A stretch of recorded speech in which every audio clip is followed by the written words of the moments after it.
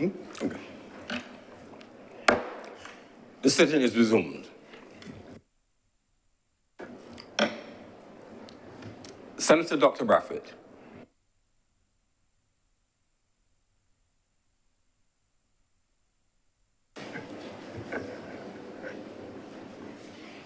Thank you, Mr. President. Thanks for recognizing me. Mr. President, this morning, Senator Cummings presented a historical review of our development, I would say, over the last 30 years,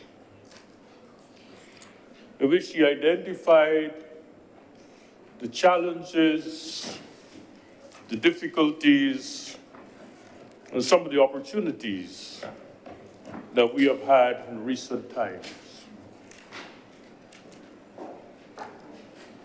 It is not my intention, Mr. President, to go further into the historical context, because I believe that our debate today should be about the future, while recognizing the realities of the past.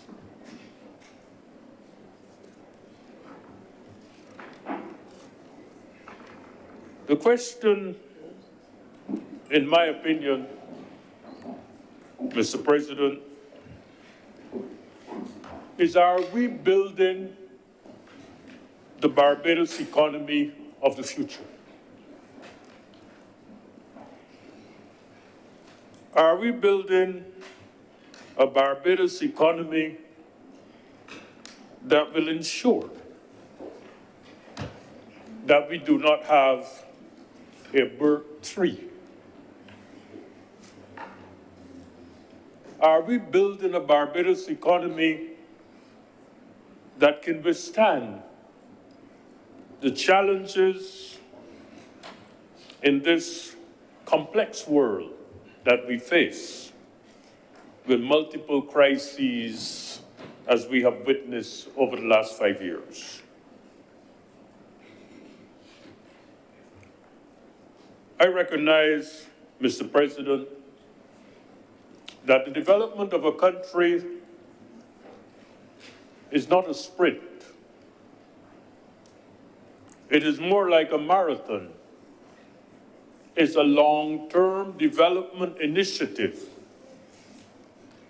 But what is critical for us, Mr. President, is to ensure that we're putting the building blocks in place, the foundation, if you will, to ensure that we can withstand the potential challenges of the future. I would like to say, Mr. President, that in my view, the proposals presented by the Prime Minister in her recent budget presentation outlines important building blocks for the Barbados of the future. The proposals highlighted the multidimensional nature of development and the path that we should be taking to ensure that we incorporate the cross-cutting issues of security, investment, finance, infrastructure, and human development that will be key to our future success. The proposals presented recognize that Barbados and Barbadians want the opportunity to build a better life for themselves and their families. That Barbadians want to be assured of personal safety safety, and justice, and to be treated with dignity and respect, and to live in a country of peace and prosperity. The promotion of growth as a prerequisite for the future development of our country is clear, and the projects identified in infrastructure, alternative energy, tourism, and other sectors will go a long way in helping us to achieve growth. The assignment of resources and development of film, fashion, and music are important opportunities that have been identified and will go a long way in ensuring that the youth of our country can participate in this economy. I am particularly pleased that funding has been provided for the agricultural sector to assist our small farmers in meeting the challenges currently presented by the current global reality. The establishment of the National Strategic Council, the Growth Council, and the Fiscal Council suggests to me that the government is serious about improving governance, about promoting growth, and ensuring accountability going forward. I have also seen the documents of the estimates for 2023-2024, which have been brought to this honorable chamber. And I rise to support the proposals. I wish to commend the administration for the clarity and the details presented in the document, in which each government department has defined strategic goals and objectives, and the results to be achieved have been defined. It is my hope that appropriate performance management systems will be put in place to ensure that the objectives identified are achieved, and that the public funds that have been assigned will be efficiently utilized in the achievement of the objectives identified. Mr. President, I am aware that without appropriate oversight and audit, our efforts in defining strategic objectives will be a waste of time. We need to ensure that the objectives identified and the funds assigned are efficiently used to achieve the objectives identified by the government. Having said that, Mr. President, I have 3 observations with respect to the estimates. Number 1, I take note, Mr. President, that funds for maintenance are very limited in the budgetary proposals. In fact, Mr. President, I have found that only one place in the proposals are funds allocated for maintenance. This is in section head 81 under the Ministry of Transport, Works and Water Resources. Under that ministry, head 81, 510, maintenance is mentioned under highway construction and $1,131,500 are assigned. And under bridge construction and maintenance, under the same ministry, $2,010,000 have been assigned. Mr. President, nowhere else in the budget do I see any reference to maintenance. Mr. President, I want to raise on a point of order. Mr. President, does this mean? Senator Bradford, Senator Cummins has risen a point of order. Just a little bit. Senator Cummins, what's your point of order? Mr. President, I believe that the Honourable Senator, although well-intentioned, is misleading the Honourable House. In every head of expenditure, there is a line for maintenance of property, and they're all captured on each various ministry. You have under the various ministries of public works and so on, all allocated maintenance allocations there, Mr. President, so I would not want that to go any further out as a public commentary because the estimates are quite clear. In the Ministry of Tourism and International Transport, you see maintenance of property and so on in every single head, Mr. President. Thank you, Senator Cummings. Senator Dr. Bradford. Mr. President, I was addressing the issue of line items for maintenance. It means, therefore, that in that particular ministry, the total line item for maintenance is the order of about $3 million. Since returning home, I have heard a lot of discussion about lack of maintenance in schools, in offices, in government buildings, in sewage plants, and other facilities. Could it be, Mr. President, that maintenance is not carried out because there's no funds allocated for maintenance? Could it be? I ask the question. When I took responsibility for the management of ICA in 2001, one of the things that I recognized is that maintenance was not a line item in the budget. And consequently, we reorganized the budget. And in every unit of the Institute, we assigned 5% of the budget for maintenance. That adjustment to the budget resulted in a significant difference in how maintenance was managed in the institution.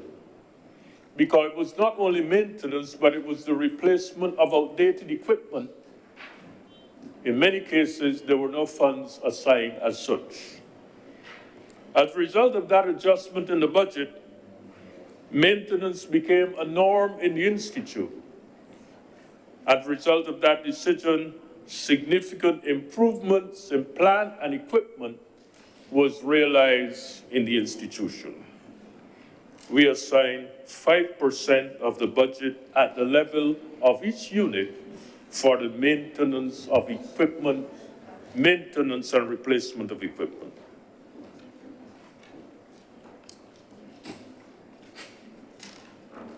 We came to the conclusion then that if funds are not assigned for maintenance, in some cases maintenance was not done.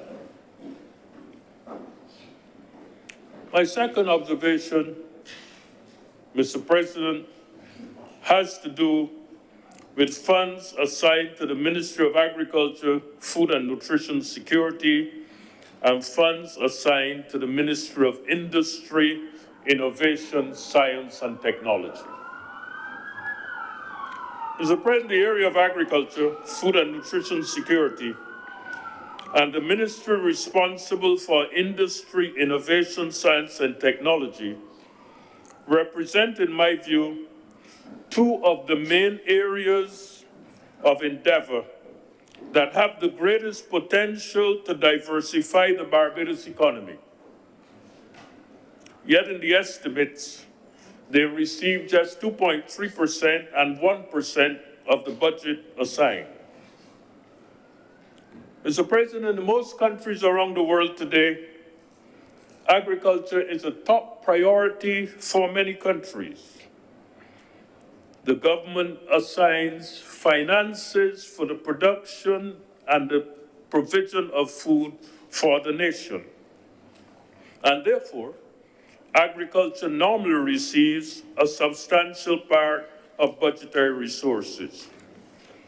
In the Caribbean, generally, we have tended not to assign significant funds to agriculture, although we say agriculture is important.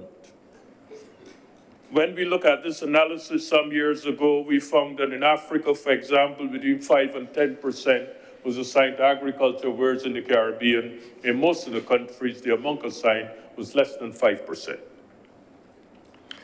We seem to believe that investments in agriculture is going backward.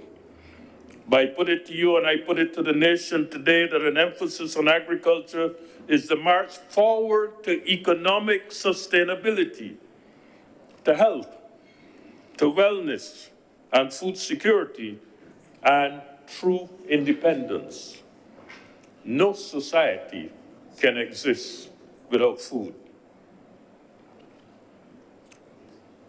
There are those in our country today who, instead of encouraging us to plant food, are encouraging us to plant more sugarcane, an activity that has proven to be unprofitable. Mr. President, today, more countries are providing support to the agricultural sectors to ensure sustainable, competitive food systems. The European Union has recently launched its new Common Agricultural Policy, the Green Deal, and in that policy, the European Union is assigning some 11% of their budget to agriculture. That policy seeks to support viable farm income and the resilience of the agricultural sector across the European Union in order to enhance long-term food security and agricultural diversity, as well as to ensure economic sustainability of the agricultural sector in the European Union. They assign 11% of their budget to agriculture. And the specific objectives of that policy, among others, is to ensure a fair income for farmers, to increase their competitiveness, and to improve the position of farmers in the food chain, in the evidence or against the backdrop of climate change. The fundamental goal of this policy is to ensure a sustainable future for the farmers of the European Union by promoting targeted support for small farmers. It is important to note that a new agricultural policy, as I indicated, is 11% of the EU budget. Mr. President, countries around the world that have become economic giants, that have moved from developing to developed status. For example, Japan, South Korea, China, Singapore, have all invested considerable amounts of money in science, technology, and innovation. They have and continue to invest substantial amounts of their funding in science, technology, and innovation. Science and technology are important for poverty alleviation, for health, for agriculture, for energy, for water supply, for environmental management, for education, for alleviation of poverty. Science and technology and innovation are critical components of any economy in the 21st century. Technology means harnessing and exploitation of the understanding of nature for the benefit of mankind.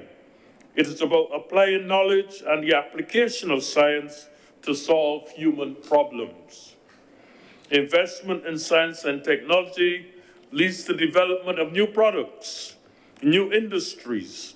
Science and technology support innovation that leads to new processes in national security, in food production, processing, in medicine, and environmental management, and in manufacturing. Most countries are investing significant sums in science and technology, but generally speaking in the Caribbean, we tend not to put significant amounts of our resources in this area. UNCTAD report 2023 to 2027 has made it clear that innovation is critical for development and that developing countries have a specific opportunity. By investing in science and technology, they can leapfrog the development process and move forward faster than has been the case historically by investing in science and technology. The report of UNCTAD analyzes the market size of 17 green frontier technologies, such as artificial intelligence, the Internet of Things, electric vehicles, and other potentially dominant technologies that will create jobs of the future. The report notes, and I quote, "Now is the time for developing countries to capture more of the value added being created in this green tech revolution, use it to grow their economies, make them more resilient to shocks, and reduce inequalities." UNCTAD calls on their governments and business communities to invest more in more complex and green sectors, boost technical skills, and scale up investment in technology infrastructure and in innovation. Mr. President, if we're going to diversify our economy more and move forward into the 21st century, we need to put more money into investment in technology and innovation.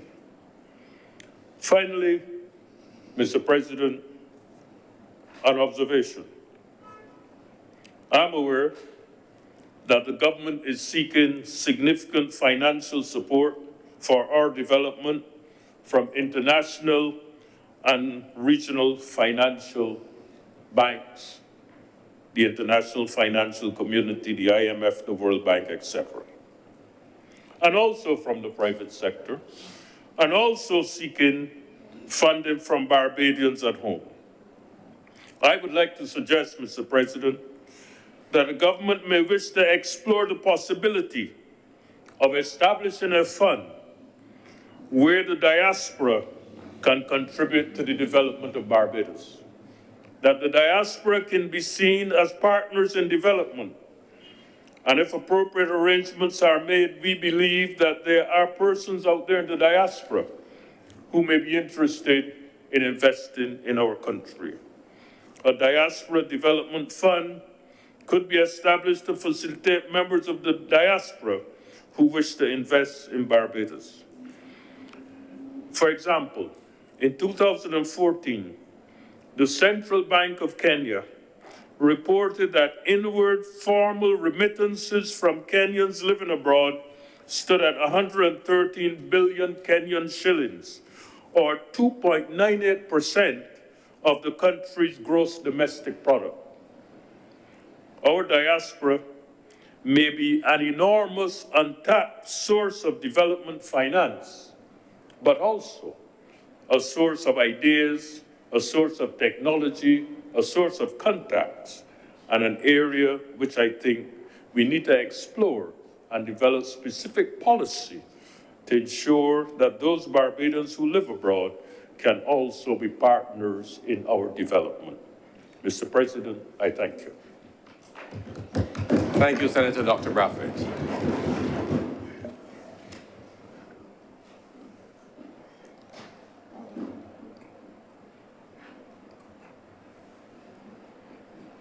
Senator Paris.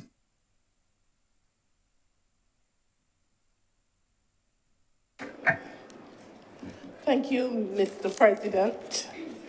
I rise to support this appropriation bill before this honorable chairman. Probably I am still in a celebratory mood from the weekend. Belated birthday greetings to you, Senator Paris. I hope you had a good birthday on Saturday. Mr. President, I took some time to review the estimates, and hence most of my presentation this afternoon will be to give the government of Barbados and the Ministry of People Empowerment to highlight the programs that they are doing for the elderly of this country.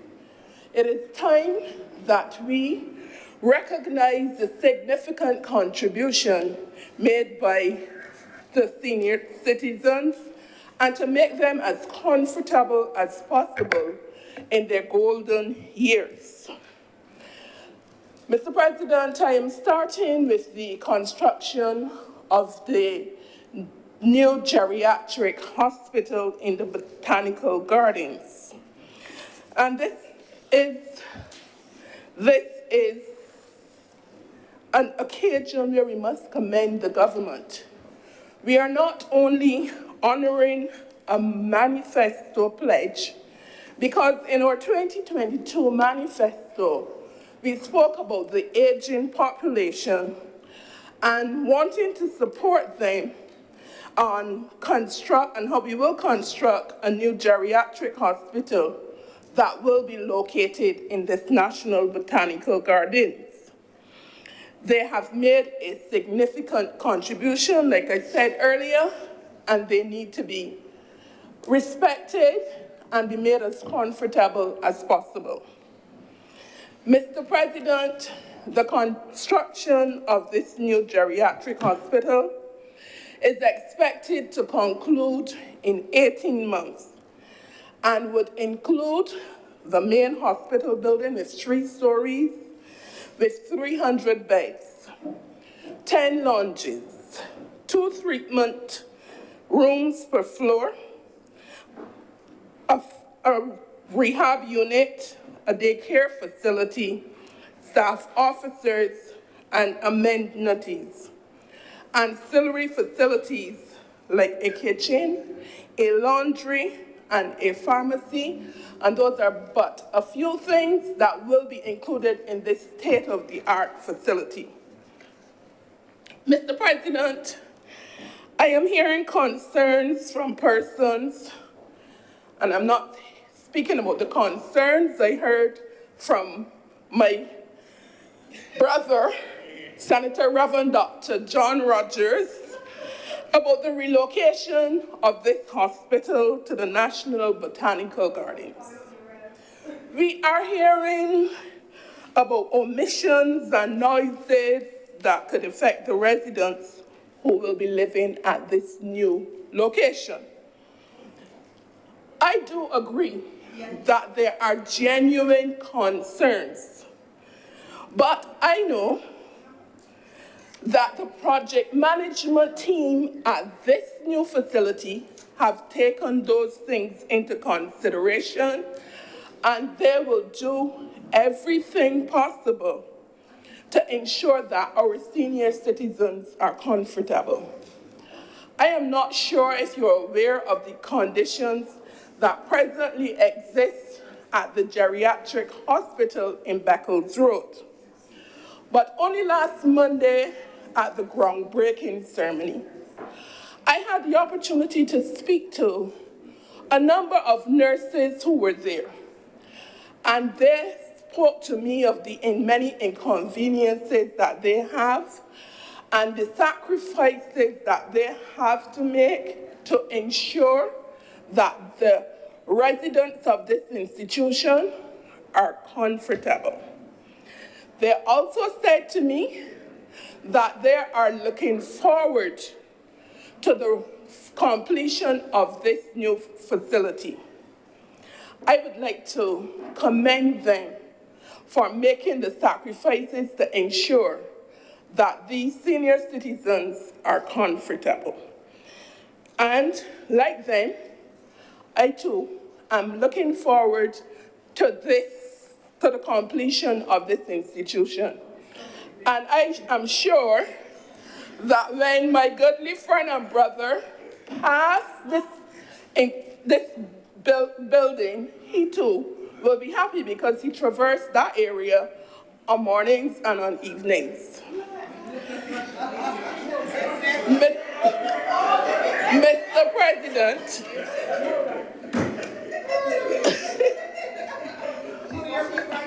Mr. President, our senior citizens must be respected and cared for and not be discarded or treated badly. Most of us are aware that family members take their elderly members to the accident and emergency department and leave them without looking back to see how they are doing. These same family members who left their relatives there are benefiting from their pension checks. They use the money to their benefit, while we, the taxpayers, have to make the persons they left there as comfortable as possible and make sure they are cared for. It is my understanding that we have persons at the Harrison Point who have recovered from COVID but are still there. Mr. President, all of this is happening, but the monthly checks are still being sent to the last address of the pensioner. I think the time has come when these institutions need to make contact with the National Insurance Department and ensure that these young persons do not benefit from the checks of these persons. Cashing a pension check now seems to be one of the easiest things that can be done in Barbados.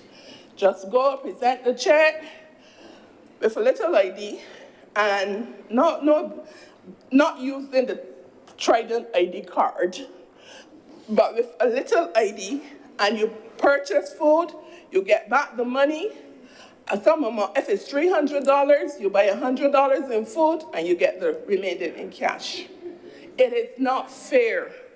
It is not fair to us as taxpayers that these persons are benefiting from this.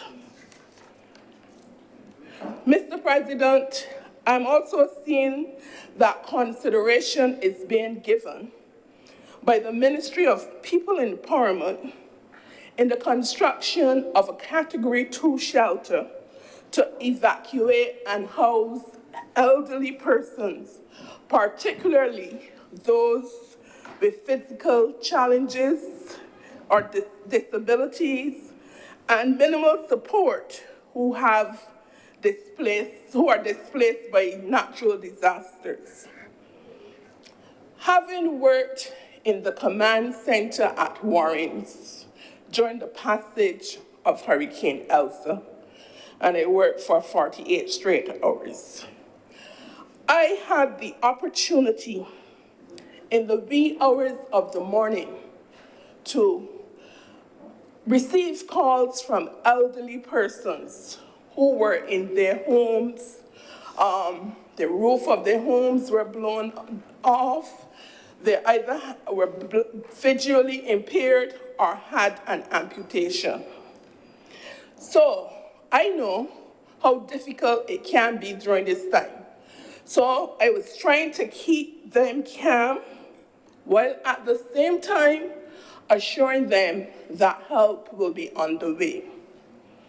Having to deal with their emotional state at that time is something that will be forever etched in my memory. We all know that these elderly persons don't like to move from the comforts of their home, despite the many warnings and asking them to move, they don't like to move. But I do believe that family members, neighbors, friends, community groups, the churches should look out for these persons and encourage, if you cannot accommodate them, you should encourage them to go to the nearest hurricane shelter. Actions like these will save a life. Mr. President, I would like to commend the Ministry of People Empowerment for introducing the Community Elder Care Companion Program. This program is not taken away from the National Assistance Board program. It seeks to complement that program. We all know the National Assistance Board has been in existence for quite some time, and they do an excellent job in caring for our seniors. The Community Elder Care Companion Program started in March 2021 during the COVID period. And it was designed to support the independent person who was living, and those vulnerable persons, because this government looks out for the vulnerable persons in the community. So it was designed to look out for those persons and to assist them through giving them psychological support, as well as social activities designed to improve their social environment and living conditions. Mr. President, this program presently provides care for 418 persons. When it started in March 2021, there were 315 persons.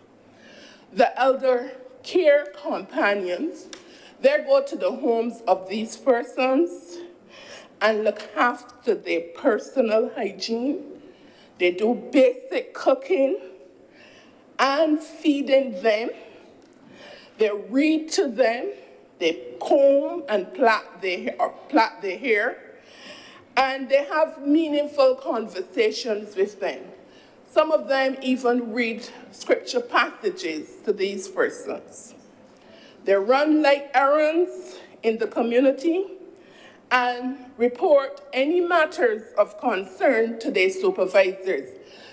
If they're not eating as they normally would, if they see any health concerns, they report them. Today, this program is providing employment for 912 persons and must be commended. From time to time, I have occasions to speak to the beneficiaries of the program. And the many stories, and I'm talking about positive stories I hear from them, they express gratitude to the government. They said they don't know how they would survive, especially during the COVID time when they could not leave their homes. And these persons were there and they could depend on them. They don't know how they would survive without this program.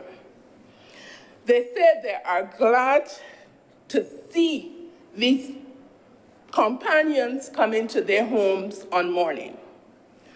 I interact with companions as well too, Mr. President, who are very happy to be caring for these persons and the satisfaction that they get when they go to their homes on mornings and see the faces, the smiling faces of these persons who look forward to seeing them and having their company during the day.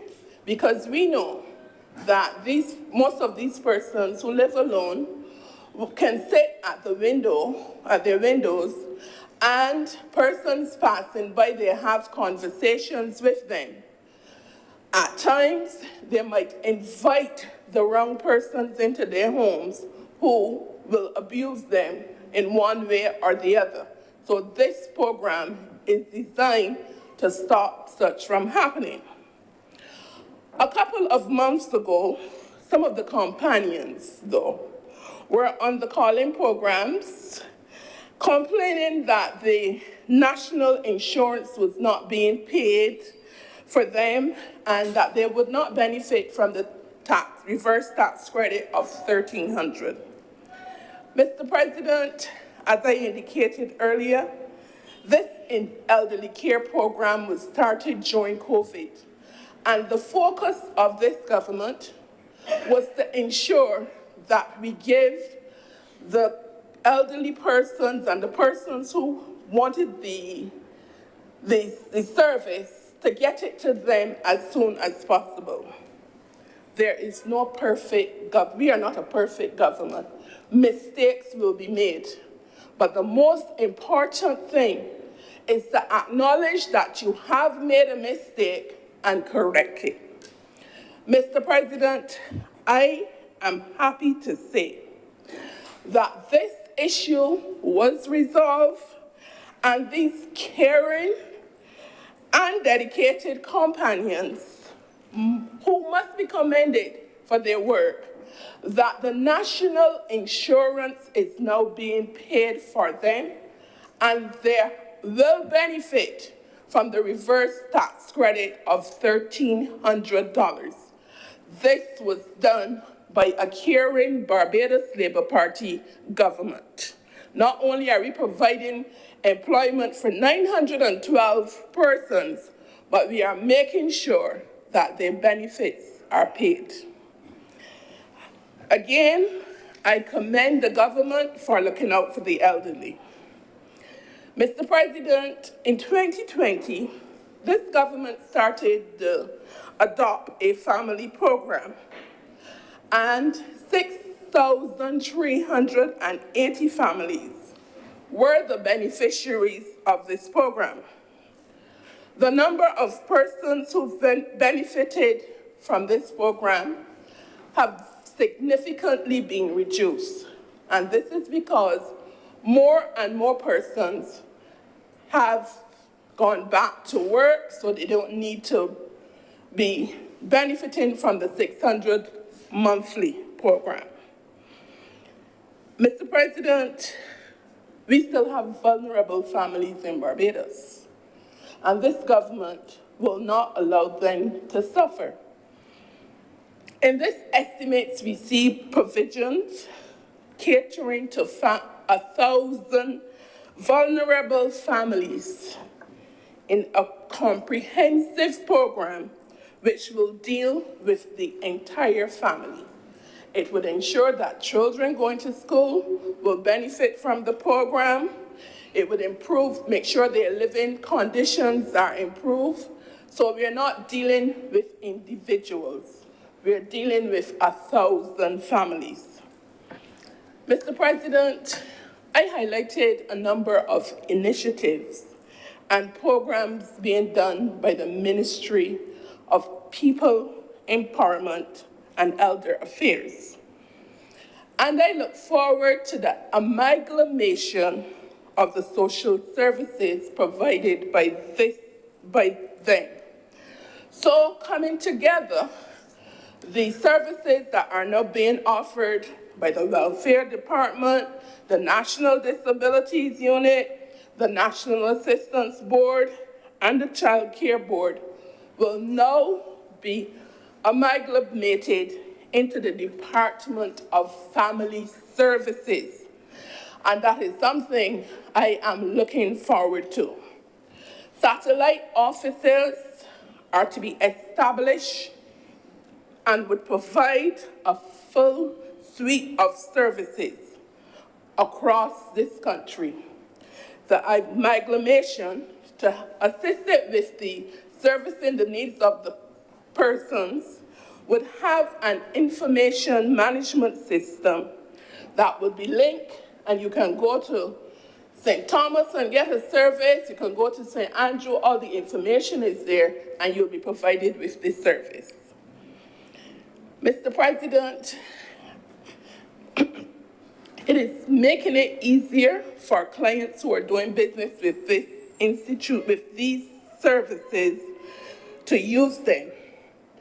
And I am confident that we will see improved public relations, improved customer service, improved client relations. In this ministry, we now have a ratio to calls, one officer taking 500 calls, which is 10 times the international standard. 50-1 is what is required internationally. And I am sure that with this amalgamation, the ratio would be reduced significantly. So hence, I do not see persons being sent home, jobs being lost because of this amalgamation, because more services will be offered, the ratio is being reduced, and we're improving on customer service and client relations.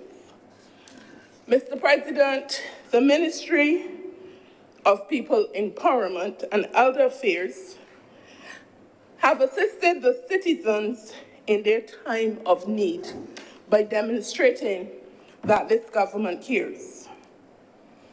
And they are doing, I would like to commend the minister and his staff for ensuring that no one is left behind. And I'd like to commend them for that. Mr. President, I heard, normally I don't listen to the calling programs on a Sunday. And I'm sure because I'm either coming from church and I like to give myself a little time on a Sunday. But I go back and listen to them the day after or the next, or just at the night.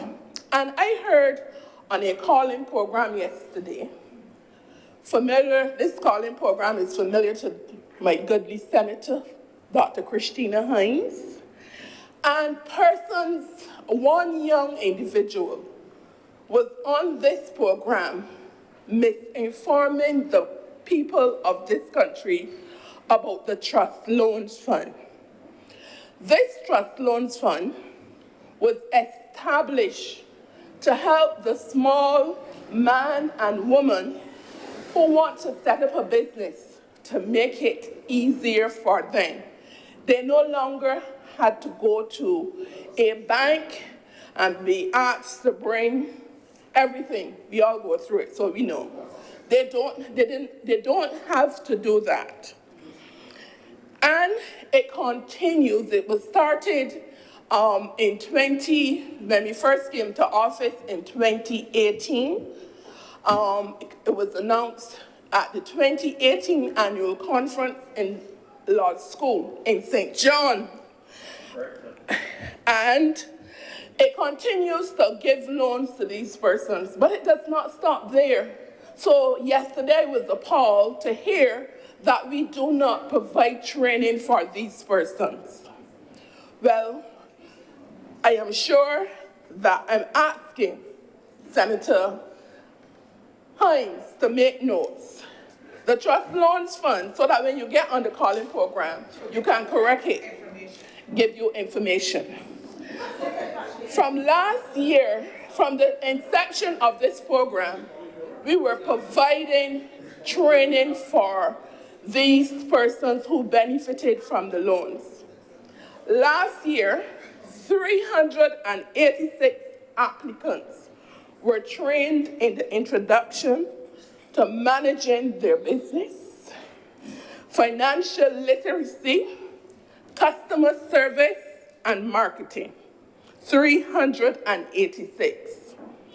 169 clients were trained in personal budgeting skills and debt management. So the training continues, and it is included again in the estimates for this year. The lending limit of persons who have repaired their loans, they got $5,000, and if they repaired them, they will get $10,000. So we are training them how to manage the money. Mr. President, in highlighting this though, I would like to plead to those persons who have benefited from the Trust Loans Fund and are not paying them back to make every effort to repay them. You benefited from the program. Allow your brother or your sister to benefit from them. If they want to set up a business, let them go to the trust loans, knowing that you have paid back your loan or you are paying back your loan. We need to, all of a sudden we are becoming a selfish society. We need to think about our brothers and sisters. When the Trust Loans Funds was established, persons establishing the businesses got $5,000. But since COVID, we all know that prices have increased. So I am asking that consideration be given to persons who are setting up business. If some increase could be given to them, if we could increase the loans from 5,000 to 8,000, so that they are able to do more with the money so that the businesses can be successful. Mr. President, I move to the Barbados Transport Board, which has, and you have heard it from Leader of Government Business, we have the largest fleet of electric buses in this region, and there are plans to increase by 10 by November, and this is electric buses, which is something I am looking forward to. One of the first tasks of this government was to purchase 49 new electric buses, because we know the horror stories before 2018, the length of time persons were at the bus stops, in the bus terminals, waiting for the service. Commuters, they had complaints, but we have increased. We have plans of increasing. But Mr. President, though the wait times are not as long for the commuters, we still have some issues with wait times. On a day, the Transport Board have an average of 60 buses on the road to service the various routes, which include school children, taking persons to and from work, and some private charters sometimes. I, however, think that most of these delays are due to traffic congestion and not having a dedicated lane for school buses. It is clear, Mr. President, that consideration must be given to measures that can be implemented to reduce traffic on the roads of Barbados during peak times. We need a traffic management system. If it is recommended and agreed on, we need to have a traffic management plan, staggered working hours, whatever it is that will make life easier for persons using the road. A number of productive hours are lost daily when persons are stuck in traffic to and from work. Time spent in this traffic can make you frustrated, and you take this frustration into the offices, and children going to schools already frustrated and stressed out. Yes, we have school, especially in Waterford. Good. I'm happy that you're agreeing with me that you traverse that area.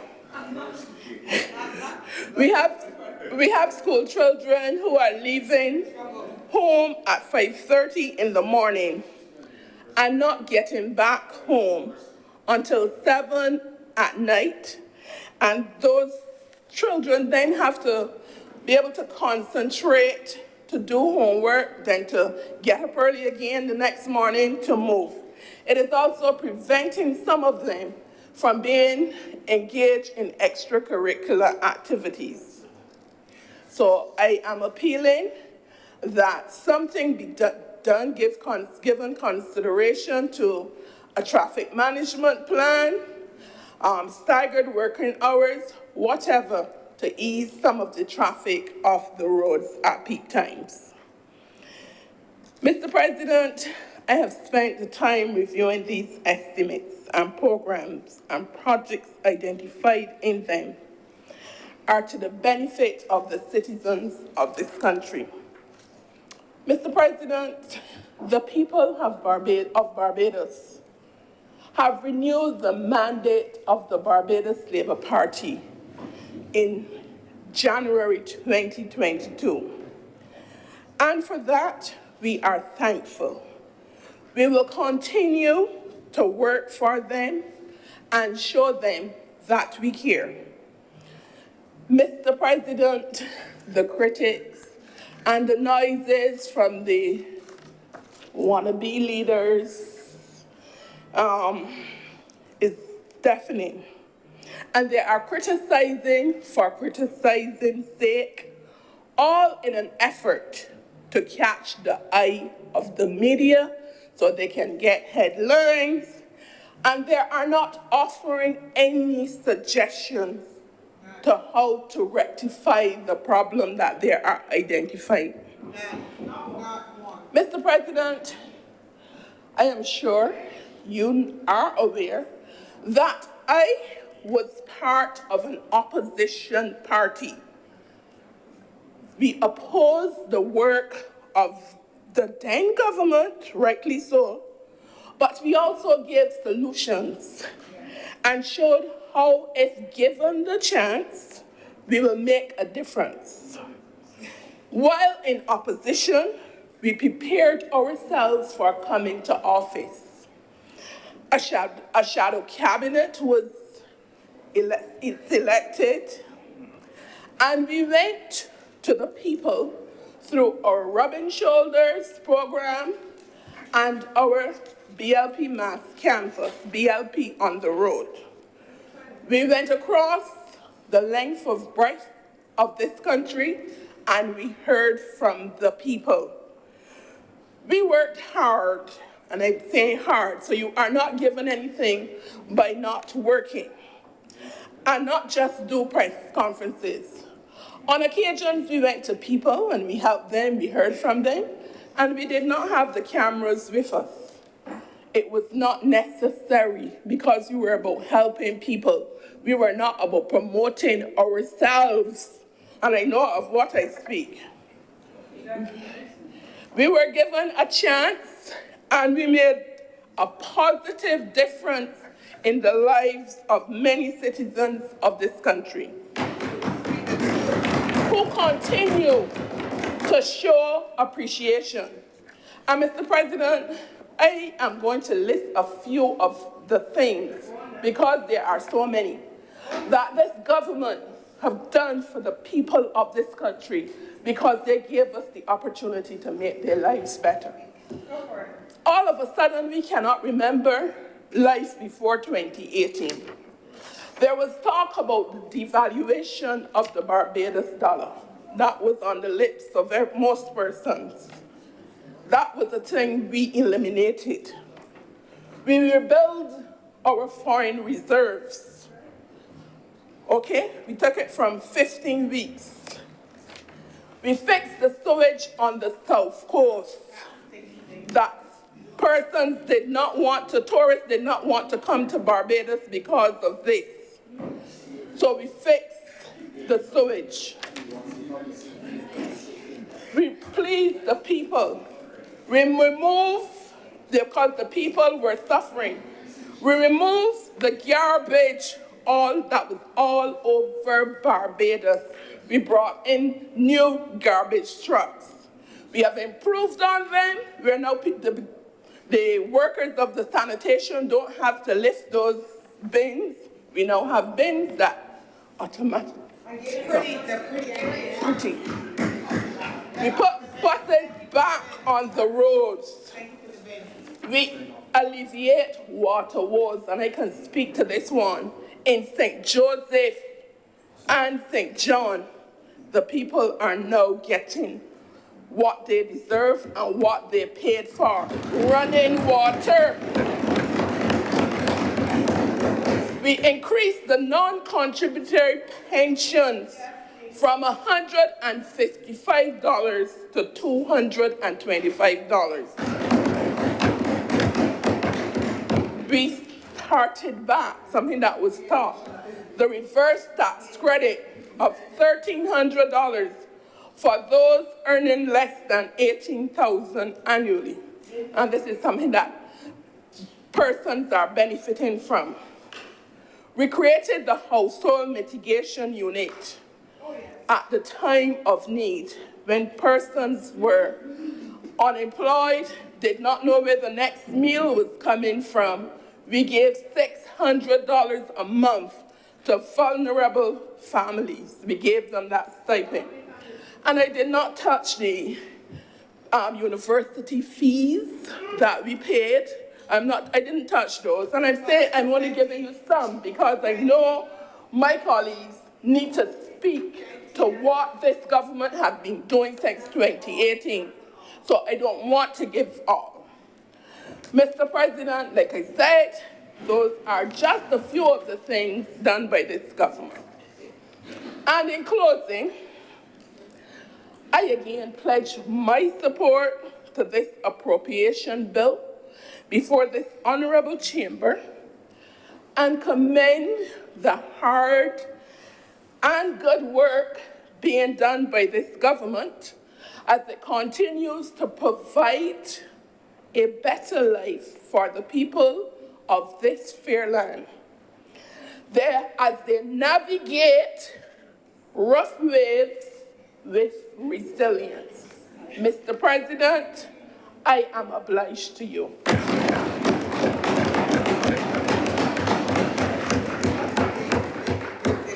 Thank you, Senator Paris. Speakers?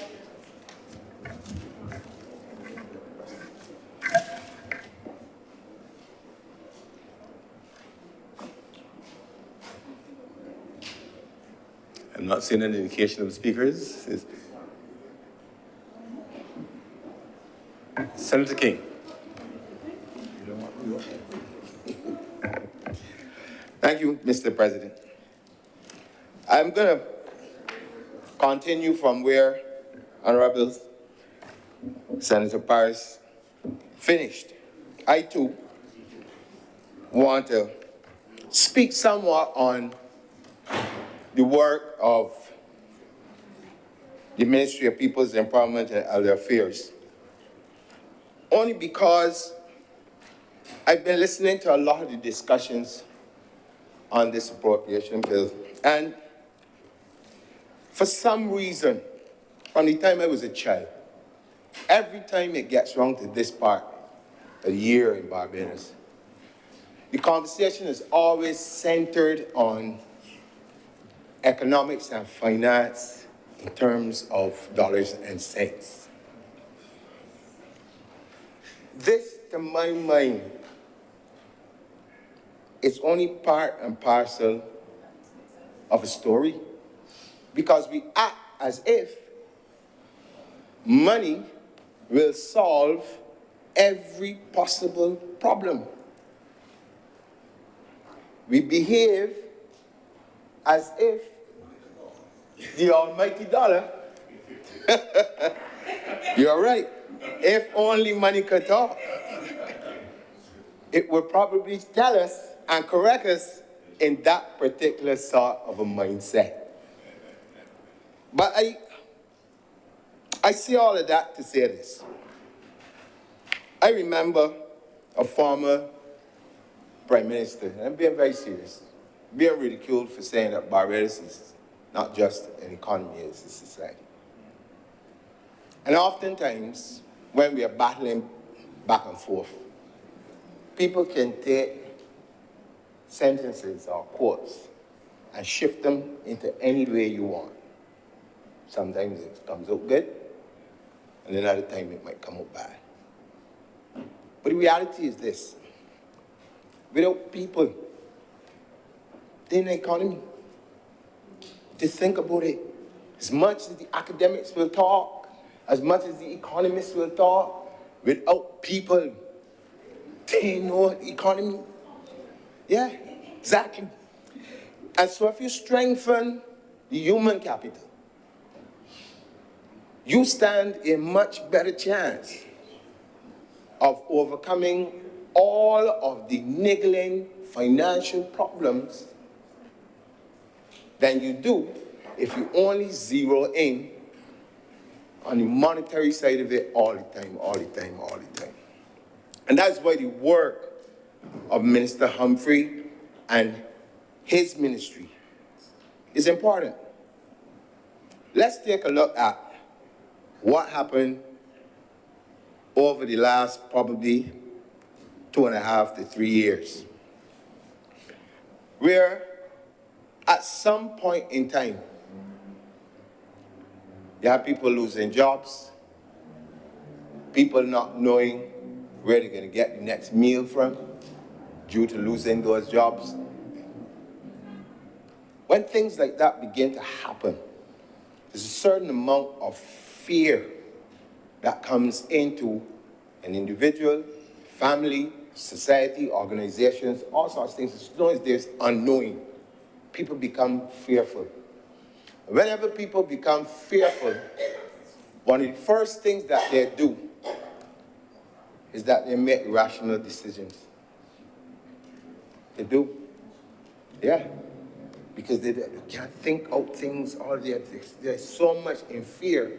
You either go into a state of inertia where you do absolutely nothing, or you find yourself in a state of panic where you can't stop to think out steps that you must take to get out of whatever the problem is. One of the unfortunate things about political tribalism is that people oftentimes use that particular tactic to put a society in a state of fear, looking at things and picking them down, dropping small bits of information, not the full picture, but giving you just that amount that begins to create that fear. And we have seen this type of behavior time and time again. You heard Senator Paris explain certain things that were said in terms of people losing jobs, untrue. You've heard things about rising taxes coming, untrue. And the thing just goes on and on and on. And each time, a member of this side has to get up to refute some claim that is not based in fact or based in truth. It's disappointing for me. Because regardless of what side of the fence you are on, and I feel a little different and a little, sometimes I feel real bad. Having not been born in Barbados, but I sometimes feel that there's a shortage of people who get it, who actually understand how serious it is for small island states like this to survive, and how vulnerable they are in the scheme of the world. So that the decisions that we make to say things or do things to create unnecessary fear within the society is a serious thing that needs to be addressed. Do you need any legislation that you can bring to address it? But it's a matter of person's conscience. And what is more important, for me to have one up on you, or for us to rally and pull our country in a direction that is beneficial for everybody. And I challenge people today to stop and think sometimes beyond the party politics of what it is that you're saying and how it impacts on those persons who we may consider especially to be the most vulnerable among us. You know, we continue to say and use little quotes like the country's greatest resource is its people. Okay? We say it all the time. But if you don't put it into practice, it is nothing but empty words. Because if you're just looking to score points and putting people in this panic state, then you can't seriously believe that. You just can't. Now, Mr. Speaker, Mr. President, we have an opportunity here and now to begin to change how we treat to ourselves as Barbadians. And I say that because when we look back, and I'm not going to make any excuses for this government or for anybody, but the reality is that this government came into power not because the people in Barbados saw 30 candidates that they love. Well, if you believe that, you're fooling yourself. You're fooling yourself. They didn't go and vote because it's like, oh dear, I see such and such a body, this sweet fella or this sweet girl. No. They went out and voted in 2018 because they feared for their lives. Let me be real. Not fear for your life from bullets and guns and this kind of thing, but they feared for their lives in terms of what direction this country is going. And people went out and made a decision and gave a mandate to the Barbados Labour Party government to change the trajectory of where they felt they were going. This is nothing new. This has been the story of Barbadian politics from the time I was 11 years old and started to follow it. From one generation to the next. It happens all the time, regardless of which party it is. And so it is important that as we debate and discuss where we are going now, which is what I would call the transformational stage of Barbados in 2023 and beyond, that persons who are of small minds and small voices with small concepts should take a small glimpse into reality and begin to seriously think about how and what they say on these calling programs. Get your facts straight. Yeah, get your facts straight. And the moderators. Yes, and the persons, yes, I hear you and I agree. And the persons who moderate must also do the same thing. Have the facts. Must have the facts. Right? And you can't bring your own personal politics into those conversations at that particular point in time. You can't. Let it go. You can't. Let it go. You can't.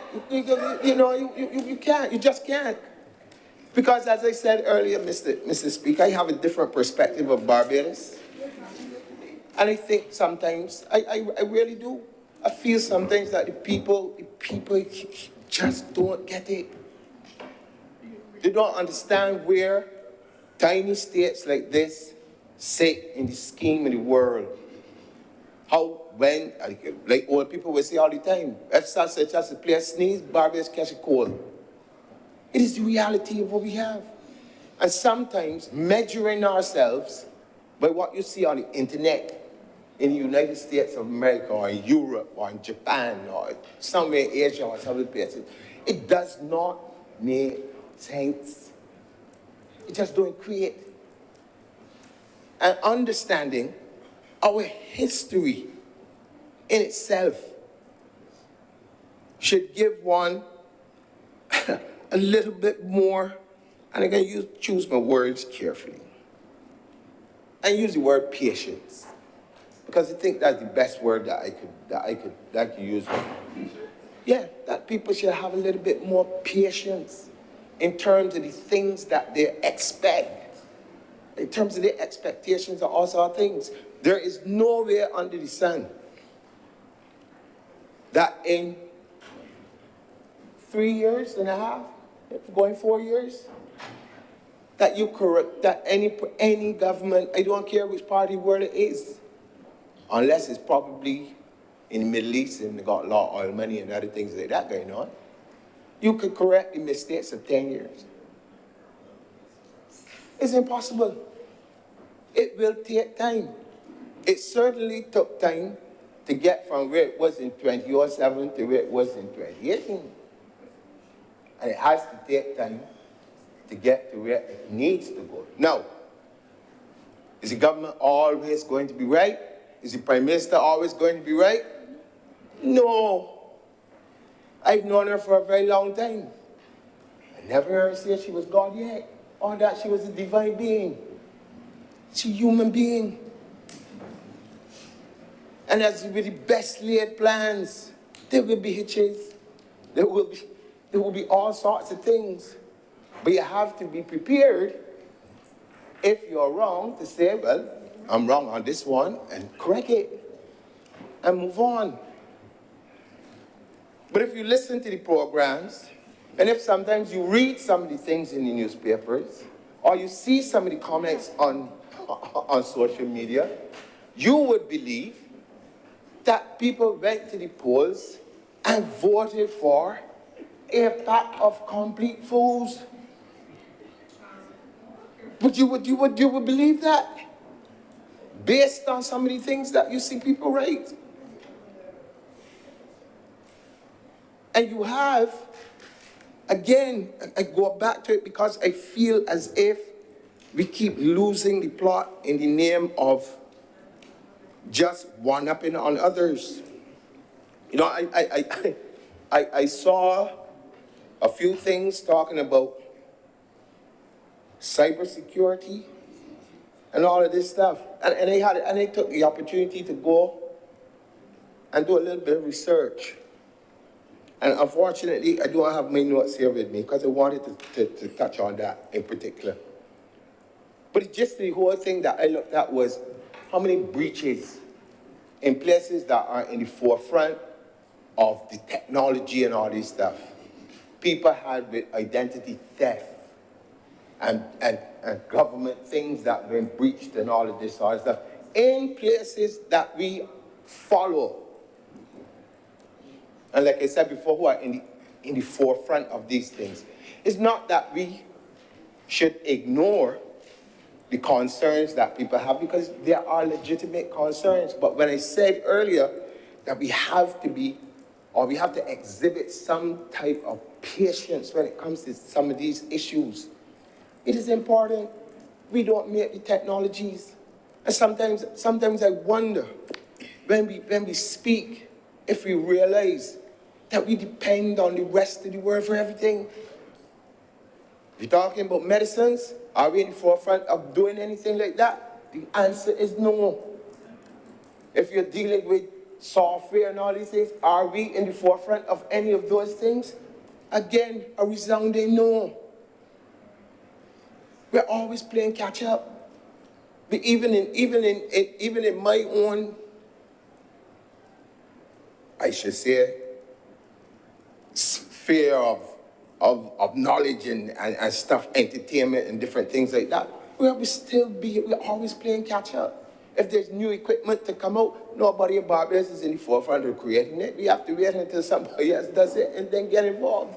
Then you got to learn how to use it and all of these kind of things. So it is with almost every aspect of our lives. And so it is important, definitely important, that we begin to take a little bit more of a serious approach to when we come to this time of the year and to these debates. What we have done, what this government has been able to do, is to steady, and I'm going to use some words from some of my contemporaries throughout the region. It's to steady what could have been another sinking ship. What it is attempting to do now, after stabilizing this beautiful ship we call Barbados, is to begin to get the ship moving in a direction out of these uncertain waters, so to speak, that we found ourselves in through no fault of our own. We all know what the impact of COVID-19 has been. We know what the impact of the freak storm, of the hurricane. We know what these impacts have done and what they continue to do. But we also have to understand that there's no magic wand to get us to where we want to be. It is a process.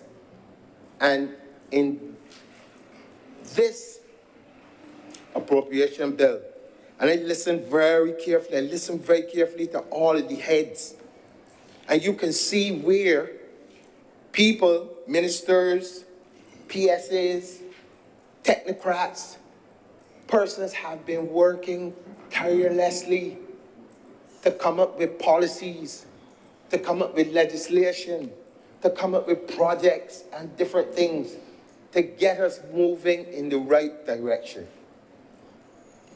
Mr. President, in that ministry, they spoke about a number of initiatives to deal with the elderly. But they also spoke about gender issues. One of the things that I specifically took a little look at was the section where they spoke about dealing with men in particular. And that spoke to me in a complete different way. Having had the privilege of working at the Boys Government Industrial School for a number of years, I have some knowledge of some of the problems that young men face. And when I moved from being a young man, Johnny my boy, to a man, I have insight into what problems men face, but are silent about. And this is where I need to do a little bit more research on some of the things that the ministry is going to be undertaking where it concerns men. But I keep my ears to the ground, and I've listened very carefully to a number of men crying out in silence. If you understand how that is, about things like domestic violence, things like the inability for child visitation. And this is a hypocritical society that we live in. Because when we talk about domestic violence, as it pertains to a man being the perpetrator, everyone condemns, and we talk social justice and all of these things. But when the tables are turned, we either become very silent or we ridicule the victims.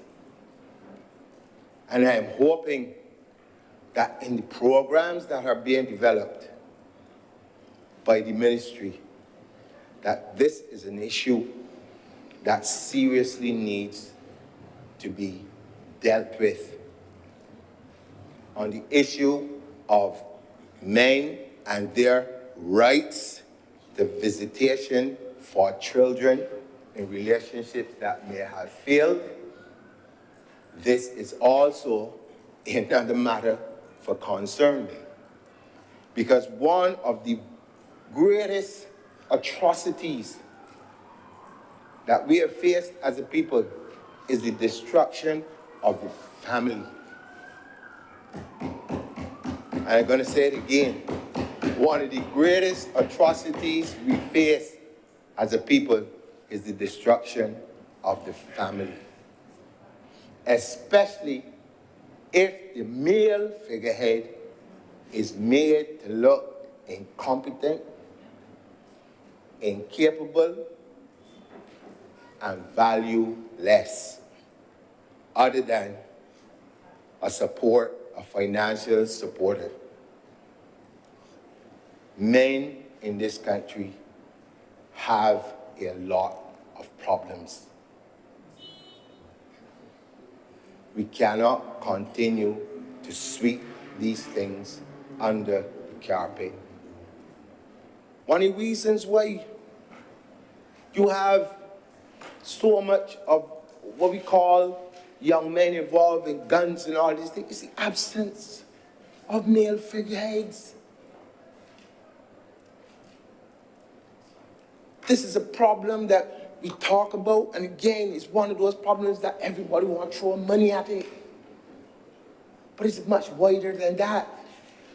And that is why the work of Minister Humphrey, Minister Lane, is going to be so important.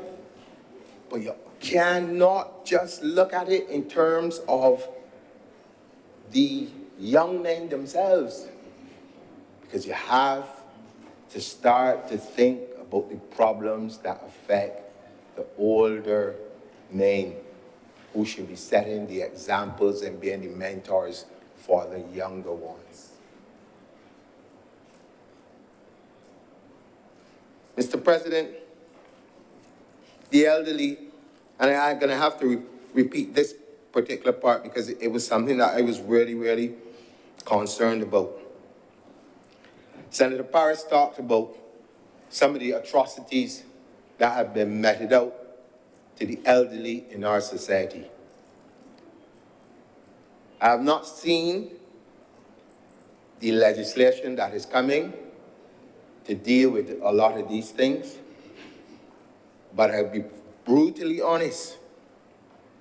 I hope that they are severe, because for me, it is unconscionable that you can have older persons who would have sacrificed, worked hard, mentored, done whatever they needed to do so that you and I can enjoy the type of life that we have today, then finding themselves abandoned or finding themselves, I guess the word would be swindled by family members or people from outside of their families. Left, in some instances, as was mentioned earlier, at Queen Elizabeth Hospital, psychiatric hospital, and no, Senator, you said that they were left at Harrison's Point. And there seems to be no sort of accountability to their relatives, immediate family, nothing. And the state cannot in any way be seen to, I guess, support this thing unwittingly. It just is not right. And the amount of money that we spend on trying to fix these particular problems, for me, is, how much is too much? When you have to fix the lives of your people, especially the elderly, the vulnerable, and children, and add to that your meals. And so, Mr. President, I fully support. I mean, can't say it any other way. what what that particular ministry is doing, and I'm very impressed. But I wanted to speak specifically to these kinds of things because I know that because the work that they do is not considered very, let me choose parliamentary words, the real sexy, or one of those things that is going to get a big bundle of debate on it. But it is important work. It's important work. And you must always encourage and give credit where credit is due for such things. And we talk about building up people. One of the other avenues that I took a look at coming out of the Ministry of People Empowerment and Sports. You know, sport in itself. We have an opportunity based on our geography, positioning where we are, on the weather that we have. A simple thing. Talked about it on many, many occasions. There's no reason why the refurbishment, upgrading, whichever words you want to use, of playing fields, of pavilions and different things across this country cannot be used and done in such a manner that you have different sporting teams from different parts of the world willing to come to Barbados and not only just play games, but use it for times of practice when there may be winter in the places where they don't have the opportunity to do it. It's not a new concept. It's something that we've been doing for many, many years. But I believe that the opportunity presents itself now, since the country itself has a wider or huger profile, that you start to begin to capitalize on these types of opportunities. I know for sure that in St. Lucie, for instance, Mr. President, that we have swimming teams coming in on a regular basis and using Olympic-sized pool for training in St. Lucie, right? There are a lot of things that are happening under our noses that we are not capitalizing on. For many years, I remember we had things like I think it was the Banks Hockey Festival, these type of things. You had, how do you say, it was like over 40s football, seniors, masters football. Had all of these type of things going on. You had all the regattas and the different things that were happening at that particular point in time. All of these things lend to, you know, income streams for a wide cross-section of people. And I think we seriously need to put some effort in these areas, which are, I guess what some people might see them as non-traditional, but I see them as part and parcel of us being able, you know, to widen the scope. You keep hearing people talking about broadening the scope of economic activity. And I think the sporting arena gives us that type of an opportunity to do it.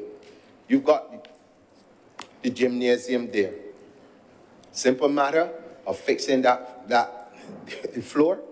And again, you can have from NBA teams to other league teams to use that facility for practice. I've seen things where college teams go to like Bahamas and different places with facilities less than what we have. But they're capitalizing on it. Maybe it's because distance and ticket pricing and itself might not be as expensive as moving to Barbados. But I always say to people that if you offer a person the things that they can't find or readily find in other places, price, it's not a problem.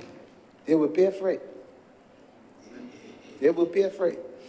And so I want us, as these conversations continue on where the country is going, that persons begin to think wider than just the same old, same old.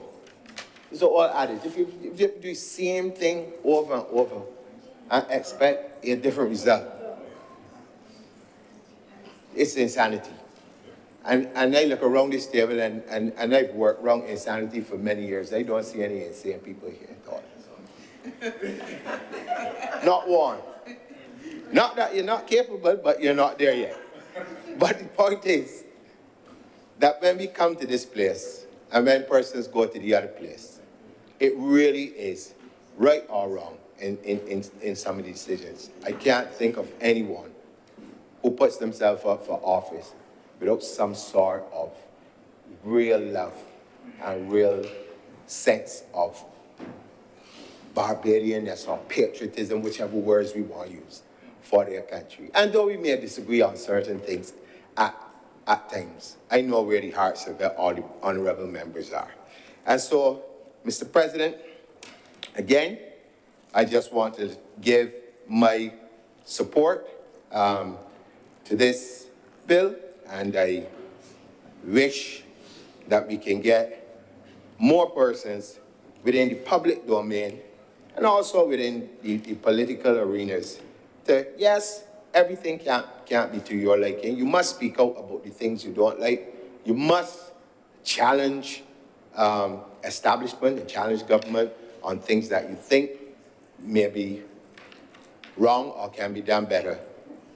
But the whole idea of falsehoods, it must stop. It has to stop. It does not speak well about us as a people, and we don't have to follow fashion. And it's one of the things that I've always prided myself on being. I don't follow anything but my conscience and my religious beliefs, nothing else. I don't care who you are, where you come from, what you do. Not important. But I believe that at some point in time, people have to start thinking in a complete different way. Because we could got the most brilliant minds in the world. We could do the most brilliant things in the world. And you would always see that every single great civilization across the world, all of them have either imploded and failed when they moved away from the core values that got them to where they were. And with those few words, sir, I am obliged to you.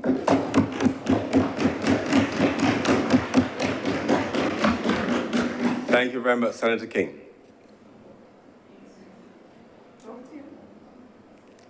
Senator Driggs.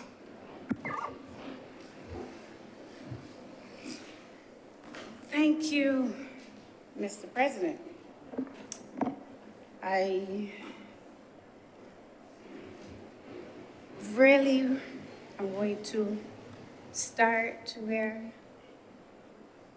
the Honourable Senator King left off, because some of the words that he echoed just now are really a reflection of my contribution this afternoon, particularly when he said, doing the same things over and over again can only be insanity. Those were the words, I believe, of Einstein, Albert Einstein.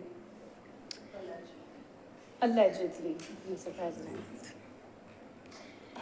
And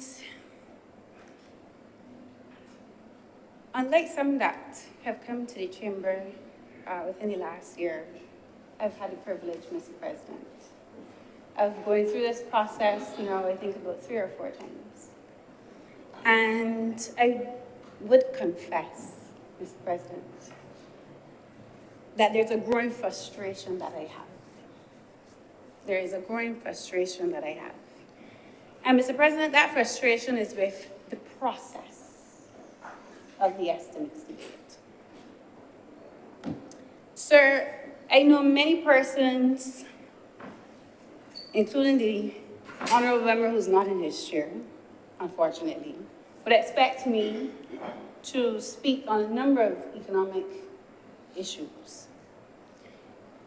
It would be expected of me to come and speak about growth in the economy, or lack thereof, or to talk about the deficit that is scheduled and projected to be $854 million this year.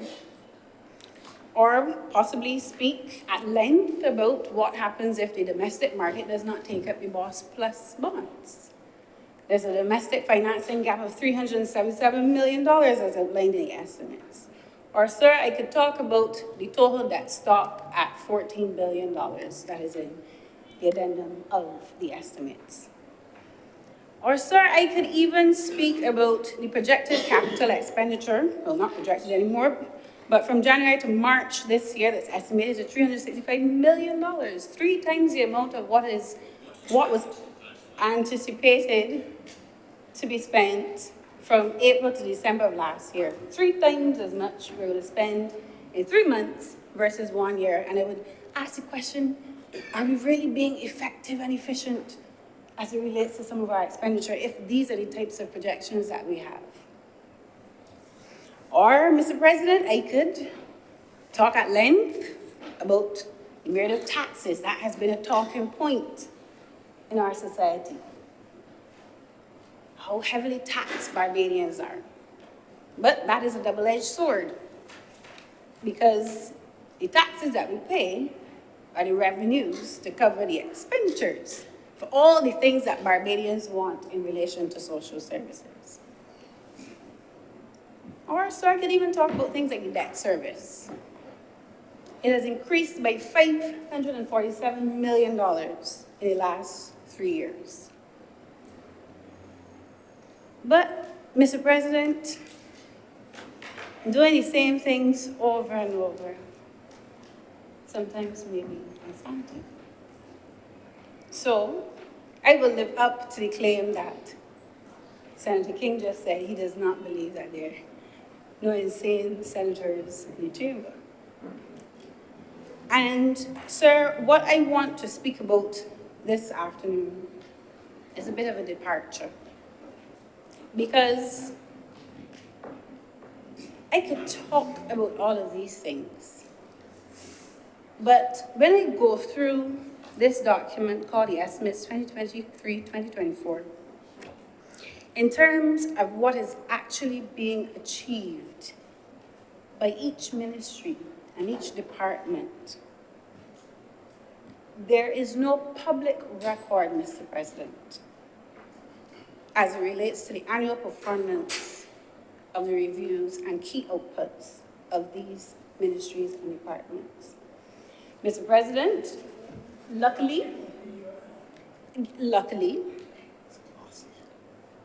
I borrowed the Barbados Labour Party manifesto from an honourable colleague. No, I don't have my own. Mr. President, I will ignore the asides. Good, Mr. President. But being very serious, being very serious, Mr. President, if we continue to track what was spoken about by the leader of government business this morning in relation to national development and nation building, we cannot rely solely anymore on political manifestos to track our progress and performance. Mr. President, there's a book called Reinventing Government by Osborne and Gabler, 1992. And they made some key observations about measuring performance in the public sector. And there are a few things I want to highlight here. It says, if you don't measure results, you can't tell success from failure. If you can't see success, you can't reward it. If you can't reward success, you're probably rewarding failure. If you can't see success, you can't learn from it. If you can't recognize failure, you can't correct it. And if you can't demonstrate results, you cannot win public support. Sir, I challenge any one of my honourable colleagues to give me an official audited report of what the performance of each ministry in relation to key outputs and services and what has been the value for money proposition in the last 5 years. Good. Sir, what, I can get to the voting, don't worry. Sir, what we know as national development is somewhat obscured because we have no account of what the public sector has been able to achieve over the years, and that's irrespective of administrations. This is talking about the institutional strengthening of the public sector, Mr. President. Sir, the estimates in their current format do not allow for any evaluation then of the results and what has been done during the previous financial years. And my honourable colleague this morning noted about performance management. And I take his point and I elevate it. And I reiterate it, Mr. President. Because there is no monitoring framework of outputs and outcomes, so then this becomes a lack of transparency between what is said, now in the well of Parliament, and money spent. So, and this is where the gripe comes with the public. Because the government may have in their hands what? Yes, I can get there too. So I can ignore these things. Good. Good. The gripe, sir, is with the public because a lot of the times, Mr. President, we hear about programs and projects. The government tells us what is being done. However, there isn't a public record. And let me be very clear what I'm talking about. That is audited in terms of the work that is being done in every ministry and department.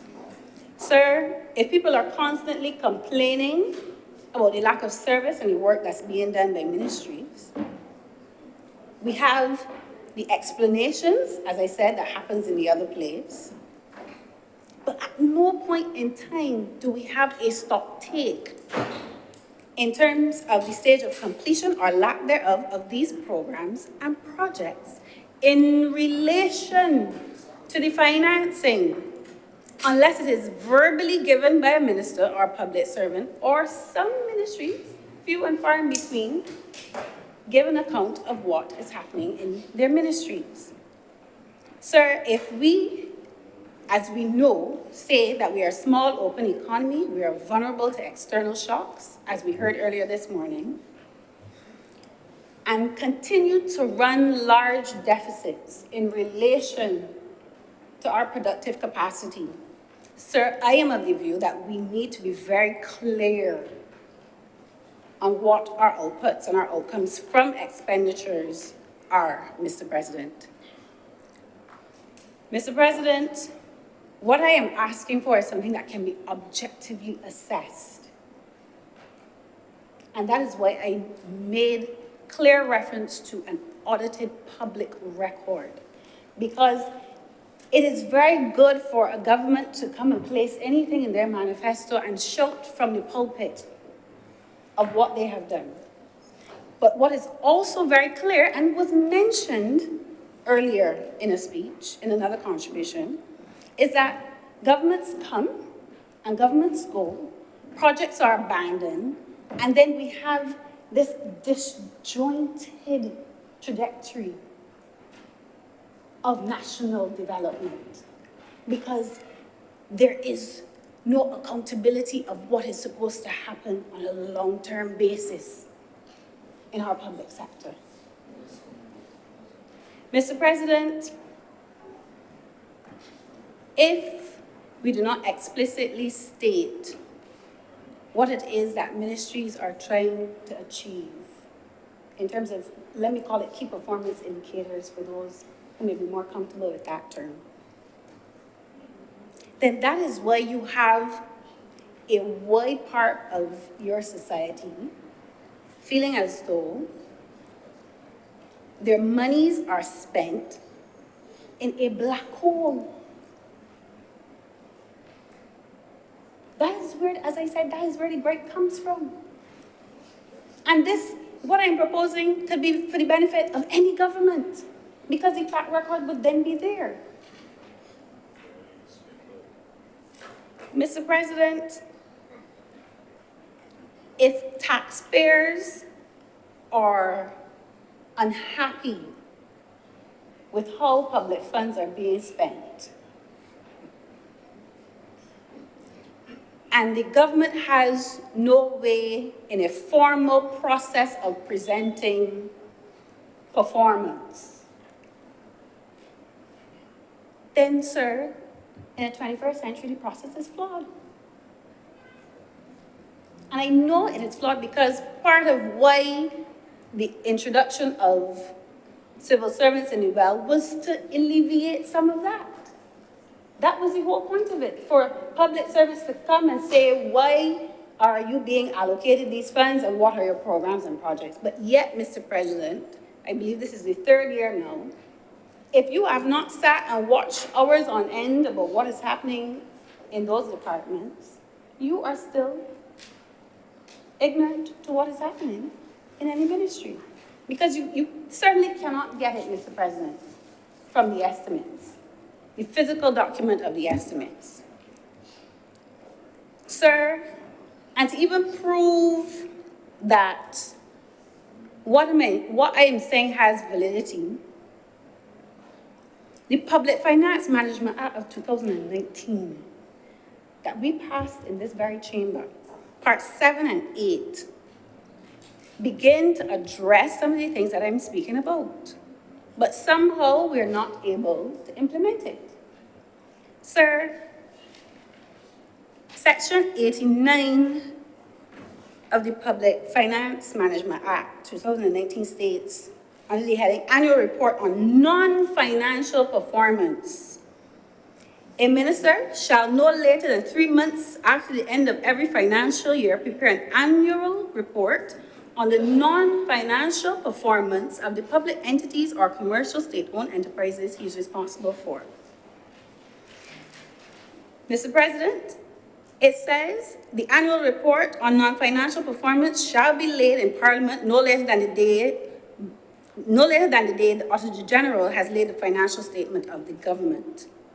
Mr. President, when we go down to Section 90, because that deals with state-owned enterprises, when we speak about central government, it speaks to the publication of financial statements and annual report of the government. The Director of Finance shall publish the financial statements, the audit operation, and the annual report of government of the official website of the government. Mr. President, up to the time of rising to my feet, I asked for the annual report for 2022. Sir, I do not have possession of that annual report. Sir, it goes on, Part 8, Ministry Accountability. Performance of Ministry, Section 92 of that Act. The financial and non-financial performance report expected for our ministry shall be included in the estimates.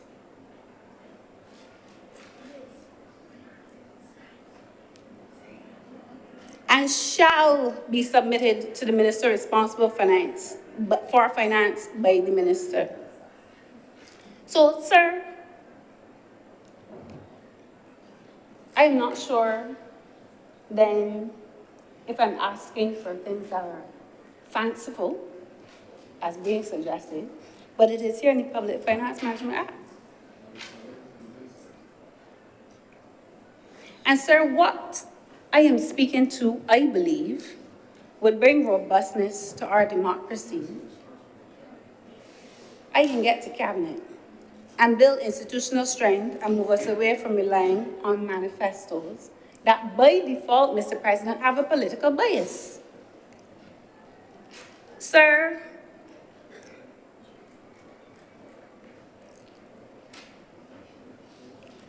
if you have a process where you cannot track performance in an objective way, Mr. President, then we will continue to have a political environment where there is showmanship, one-upship, and people on the ground feel as though their tax dollars, because it doesn't belong to the government, it belongs to the people of Barbados, it is the public purse, is not being spent in a way that affects their lives. Mr. President, further to that, if you sit and think about our democracy, Barbadians have zero say in how any of this money is allocated. Let me say that again.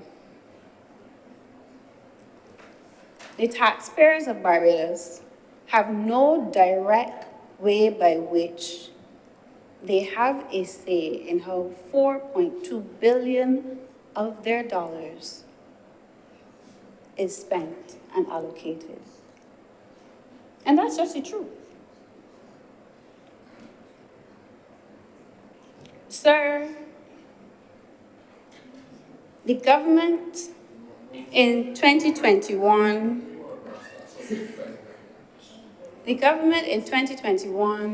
moved to a parliamentary republic. And we said we needed to have a reflection of ourselves as a head of state, as the head of state. Sir, I beg with your leave, Mr. President, the asides are becoming distracting. When I sit in my chair, I give everyone respect, and I expect the same, Mr. President.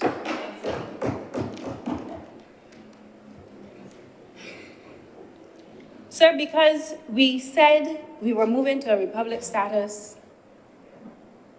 because we were capable of governing our own affairs. Sir, and if that holds true, then we have to ask ourselves some further questions. How does our political system empower citizens to influence their own economic realities? How can the relationship between citizens and government change, Mr. President, to enhance political participation, to democratize our economy? And more specifically, Mr. President, in the context of this estimates debate, does the current estimates process cultivate a people-centered democratic republic? Sir, and don't shoot the messenger. Don't shoot the messenger. Good. In our style of democracy, Mr. President, essentially we, the citizens, and these are just facts. They're uncomfortable truths, but truths nonetheless. We relinquish power as citizens to government after we voted. That is just an uncomfortable truth. We, the people, relinquish the power to the government. And that is how it works, Mr. President. And, sir, sir, I'm here at 29%. That is an aside. Sir, is this style of democracy, Mr. President, still fit for purpose in an era? Because this is something we adopted from the plantation era, Mr. President. So is this style of democracy still fit for purpose in an era, Mr. President, where you have educated Barbadians? You've spent billions of dollars year after year in educating generations of Barbadians, and then asking them to relinquish full control to a government. These these are just questions that I'm asking. I'm really happy to see that it is making persons a little uncomfortable, and that's what I want sometimes. But sir,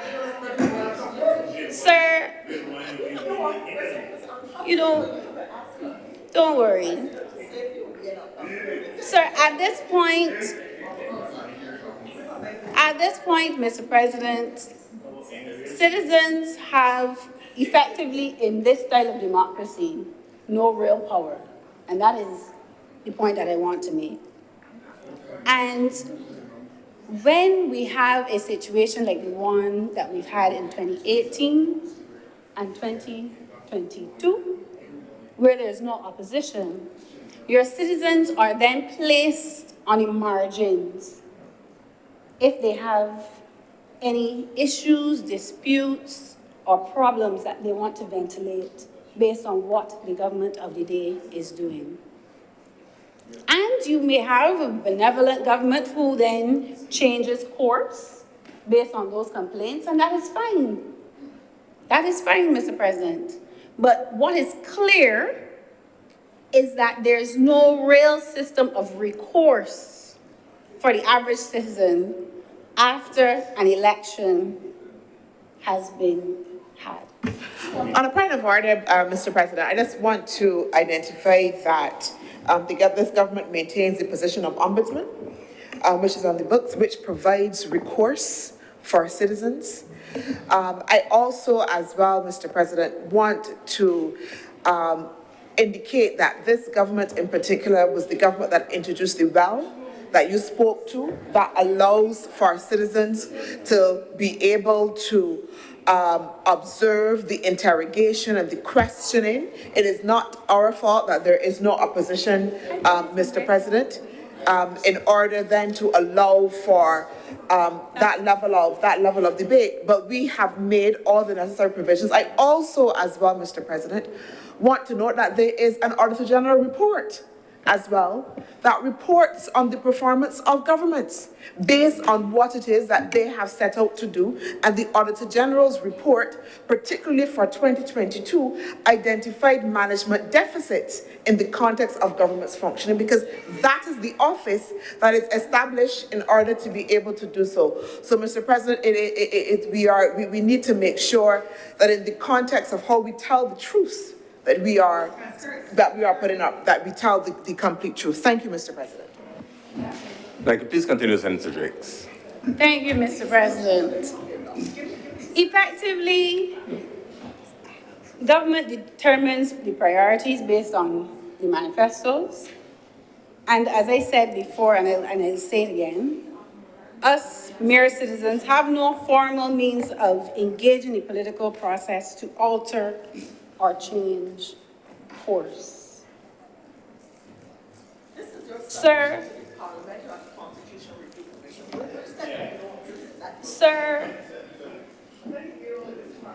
we live in a democracy where the servants of the public, which is known as the government, dictates what gets addressed, what gets financed, and the public has no formal way, as I said, of affecting the change or affecting change in the budgetary or estimates process, despite having the process in the well, Mr. President. And, sir, I strongly believe that this is a serious area of inquiry as we try to wrestle what this new republic looks like, Mr. President, so that it can serve us all, because there may be a notion that it serves some, but it does not serve all, Mr. President. And, sir, what I will submit in this presentation is that Barbadians, based on the challenges that we face, based on the structure of our democracy, can no longer be passengers in the governing of their country. Mr. President, the current model of Western democracy is fostering a level of apathy, growing distrust, Mr. President, and what appears to be across the Western world, the capture of governments by corporate interests through campaign financing, lobbying, and the procurement of lucrative contracts, Mr. President. And sir, what I am speaking of is not just in relation to Barbados. Sir, the OECD last year in a study found that only 51% of the population of OECD member countries trust their governments. In addition, only 40% consider they have a say. 40% consider that they have a say in what their government does, Mr. President. And I wonder what those numbers would look like for Barbados.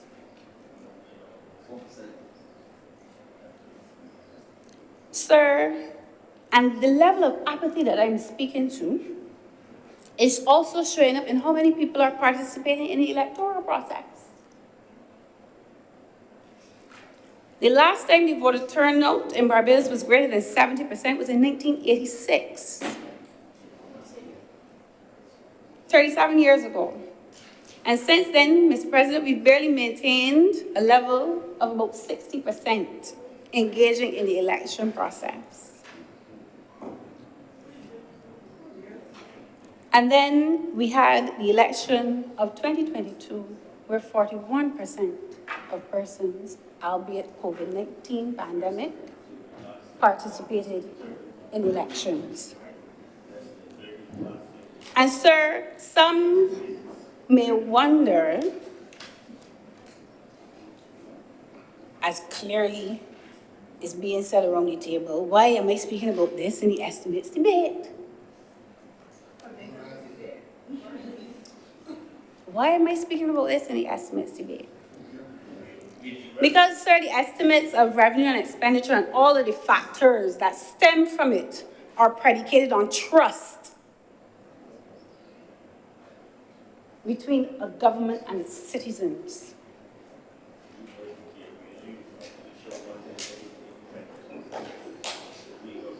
Sir, without the trust of Barbadians,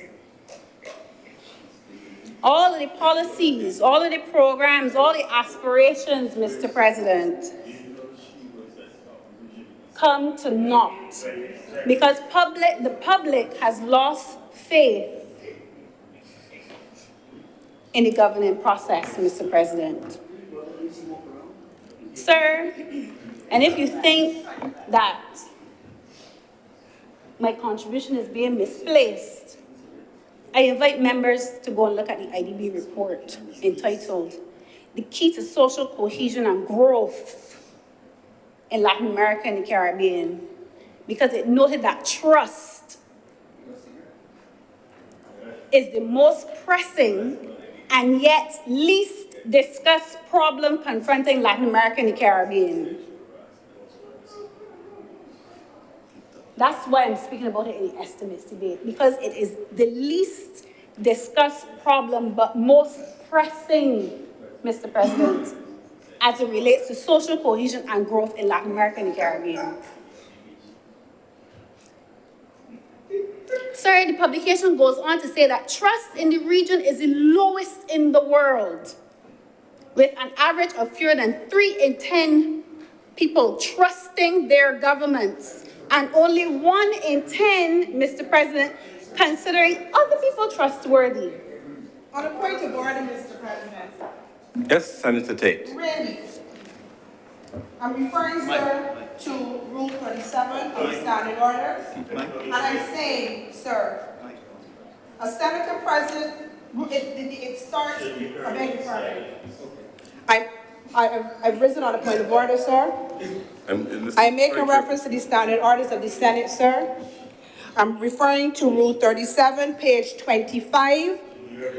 A Senator present in the Senate during the debate, C, shall maintain silence while another senator is speaking and shall not interrupt except in accordance with these standing orders.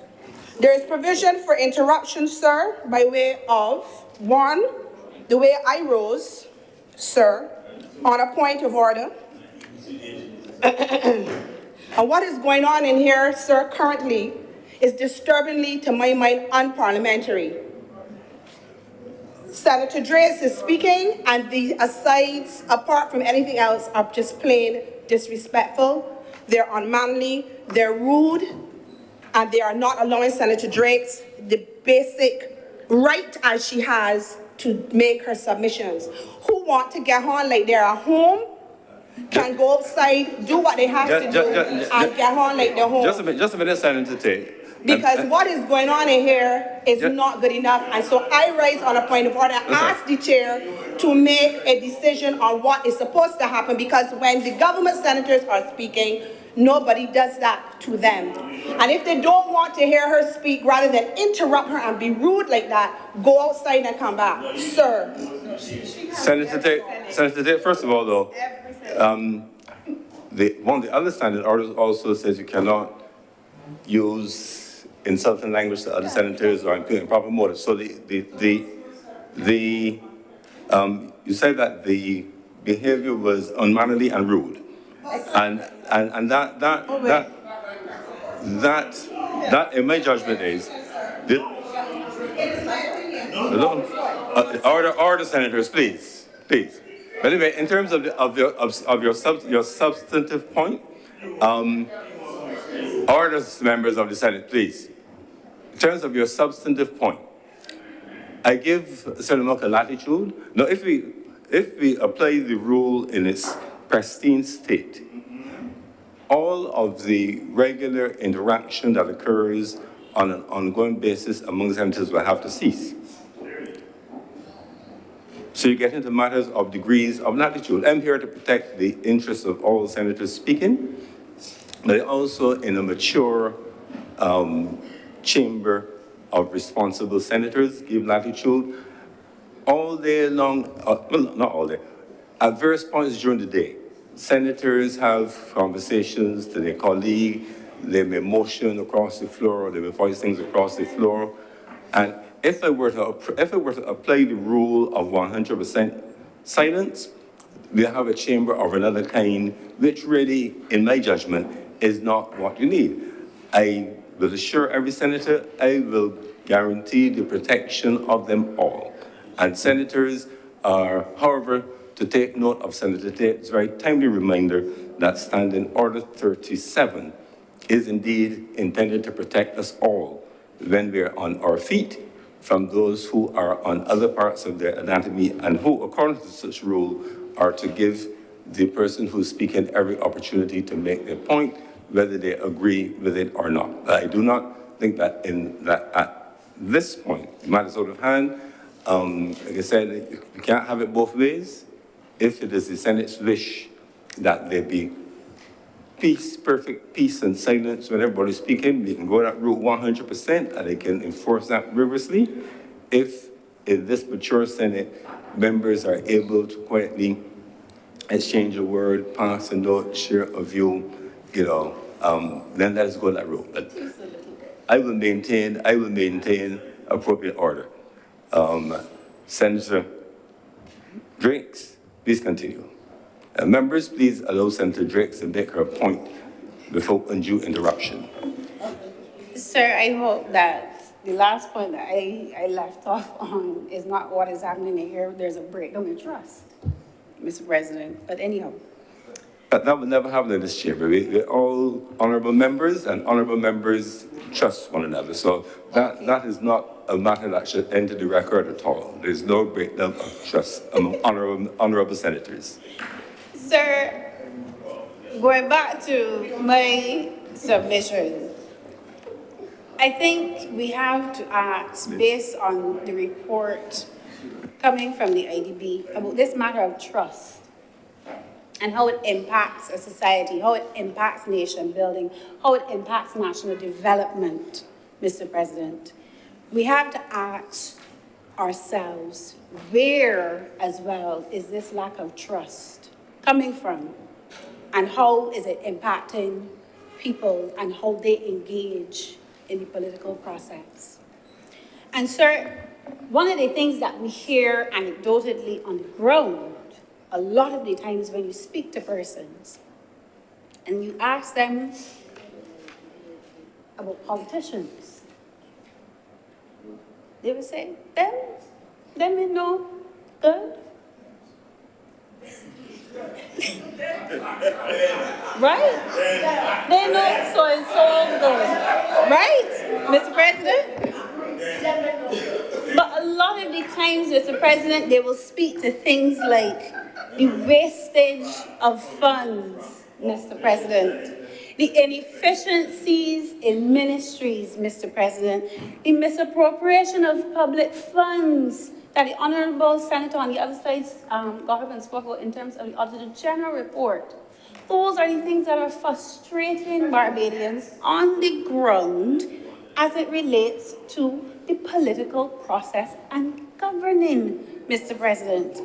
And on top of all of that, Mr. President, you have this sense as well. On a point of order, Mr. President, I really don't want to formally interrupt the honourable member, but I am concerned that the honourable member may be misleading the House. I'm not certain that she has done so deliberately, but she started by making the point that when there are questions raised about politicians, and then she immediately went to misappropriation of funds and the Auditor General's reports. Now, the linking of those things together can serve to suggest to an innocent public that there is misappropriation of funds by people of the political class.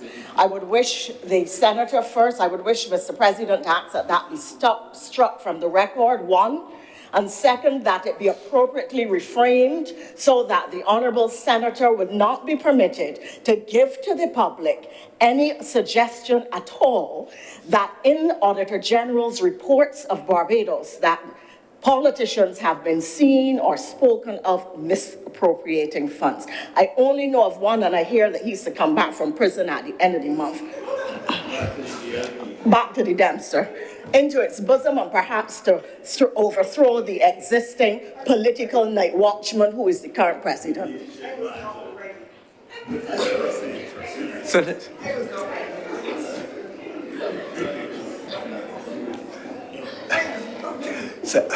Senator Drakes, did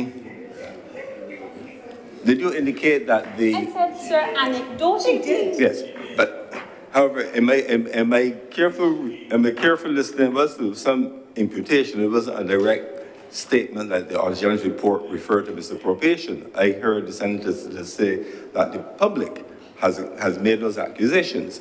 However, I would discourage you from doing, Senator Drakes, though, is to read them into the record as if they are statements of fact. And therefore, out of an abundance of caution, I would invite you to withdraw those and to rephrase, to very clearly indicate, just for the record, that these are perceptions of the public as opposed to assertions from an honourable member. And she's speaking about it in the context of trust. That's all. It's very, very dangerous. Press on, Senator Drakes. Sir, I can go off of the for 1 second.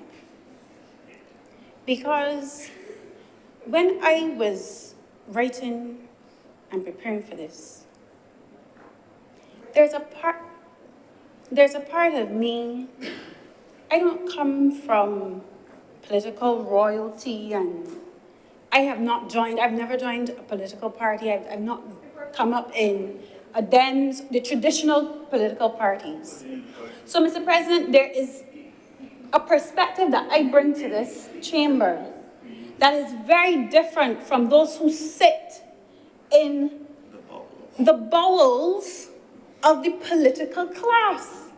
And my perspective, Mr. President, and this is why I'm speaking in this context, because sometimes we get so caught up in our own circles that we forget what is really happening on the outside and how people feel.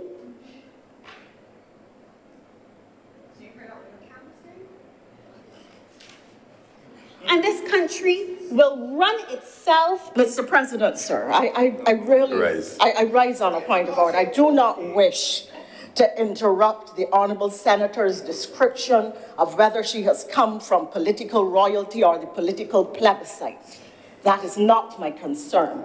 My concern is that the honourable member is speaking on matters of trust.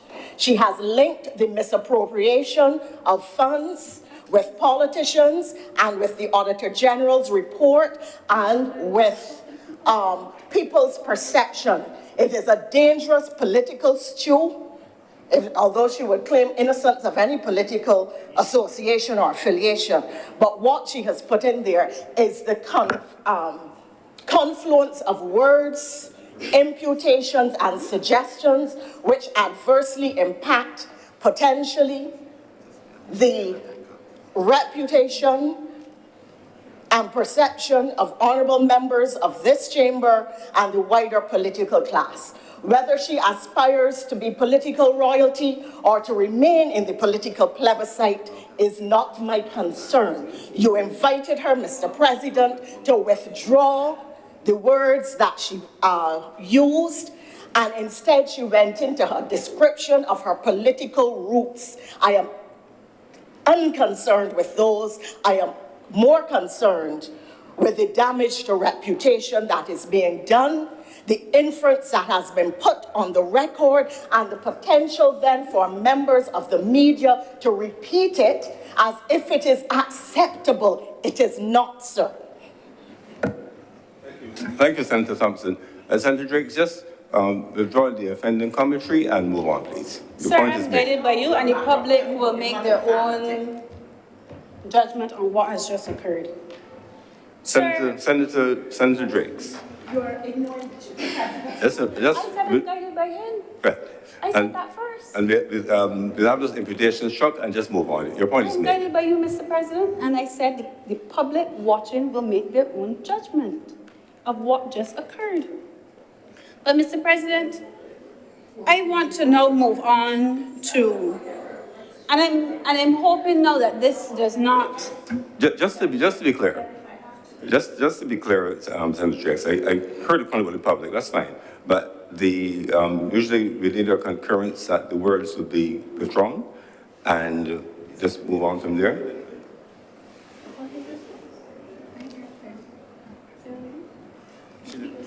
So the member, when I ruled on Senator Thompson's first point of order, the indication was that since you cannot impute improper motives and improper conduct to members of the honourable members, that on the abundance of caution, that you suggesting you withdraw the suggestion that the Auditor General has pointed to misappropriation of funds by politicians or the political class, and just move on from there, please.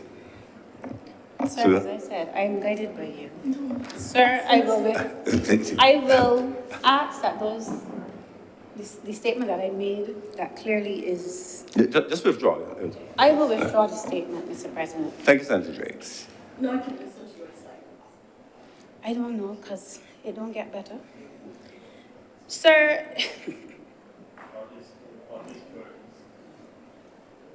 sir,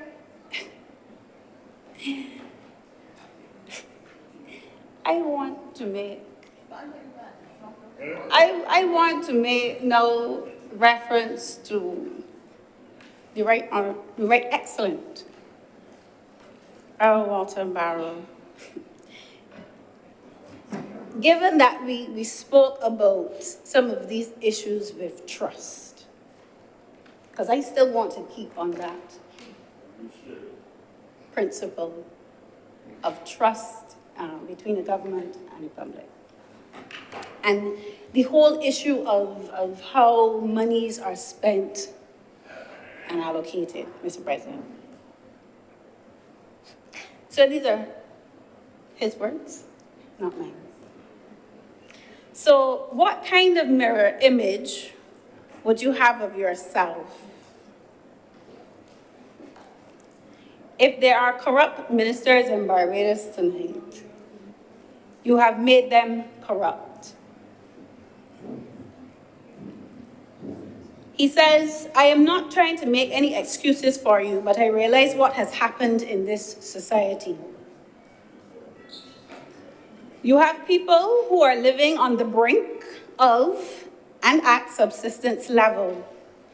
I look around and I see people who have not done an honest day's work in their whole lives driving around MP cars, having an ostentatious standard of living, unlike my poor family in St. John, who the welfare officer gives $50 to feed a family of 10 for a whole week. What kind of mirror image do you have of yourself?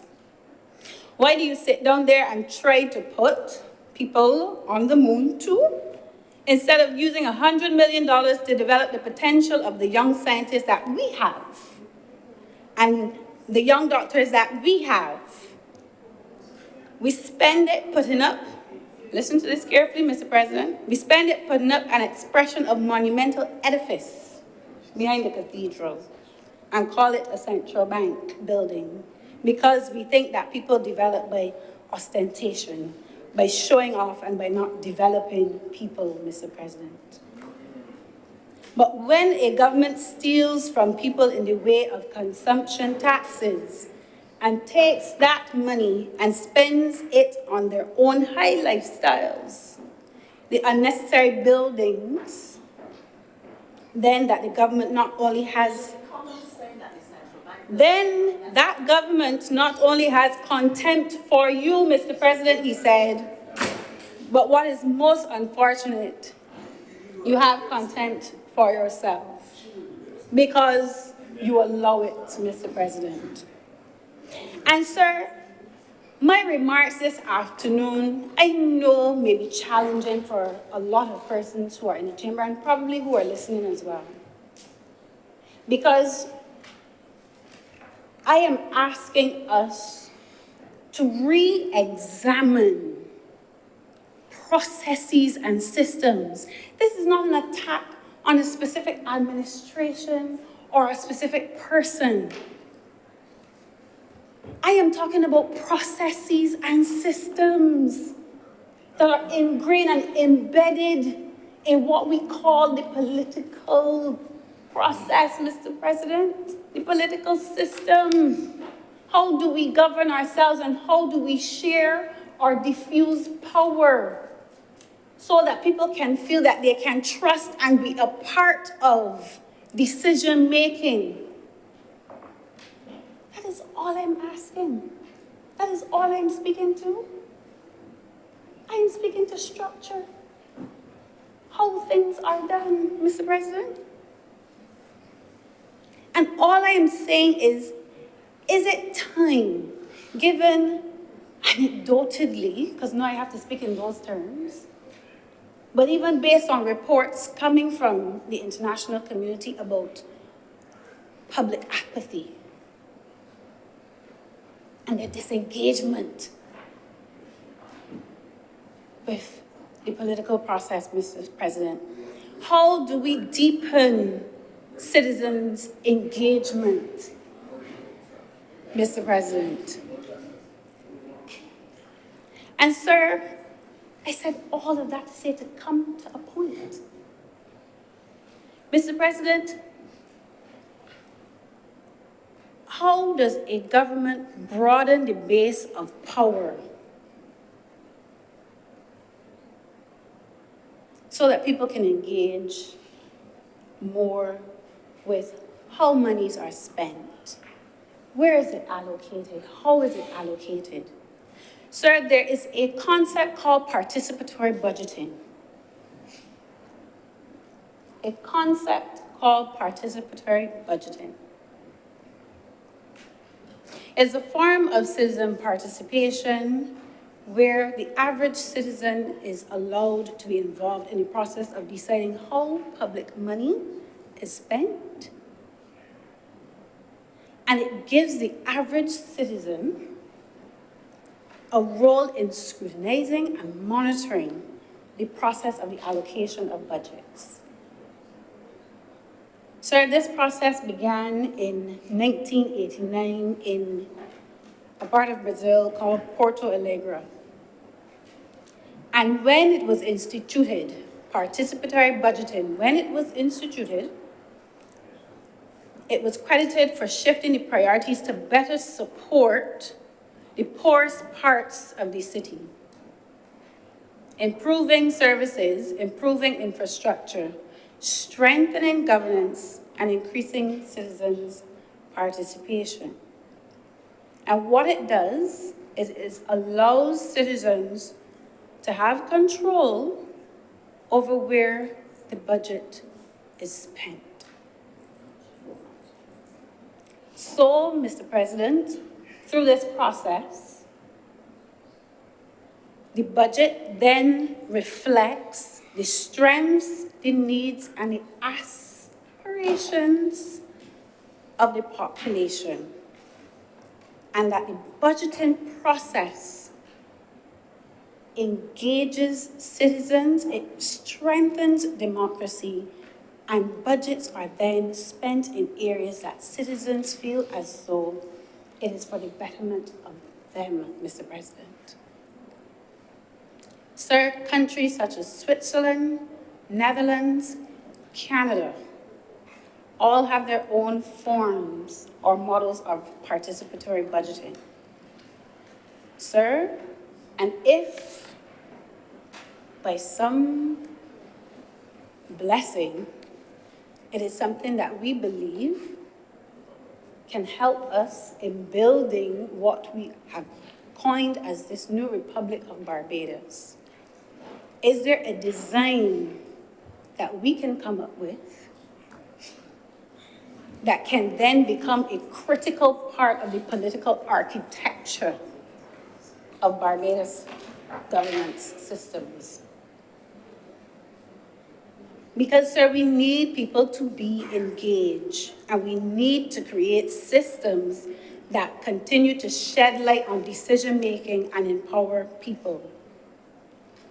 Sir, and a natural place to start, I believe, in this type of concept is first setting priorities for spending and the distribution of public funds. And Mr. President, you may ask, how would that work? Sir, this year's estimates could be scrutinized in a way by which the public then determines what are the priorities for them. We saw this type of engagement when we had reforms for the SOE in the first BERT program.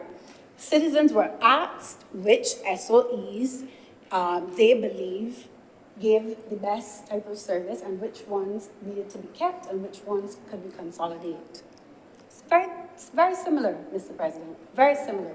So it's nothing new that I'm really proposing, but just in a different context as it relates to the estimates. So, for example, what are our priority areas? Are they public health, education, transportation, agriculture? Where on the totem pole do these things lie when we have scarce resources? Then we can delve into the monies that are being allocated for each of these things, Mr. President.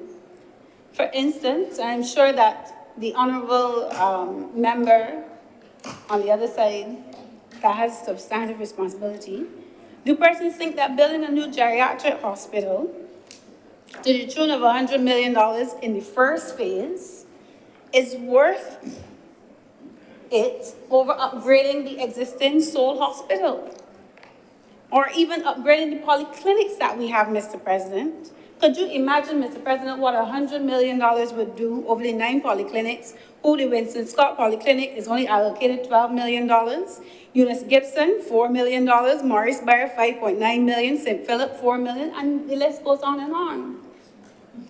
So what does the public think, Mr. President, of how we are spending $100 million, Mr. President, as it relates to our health services? Mr. President,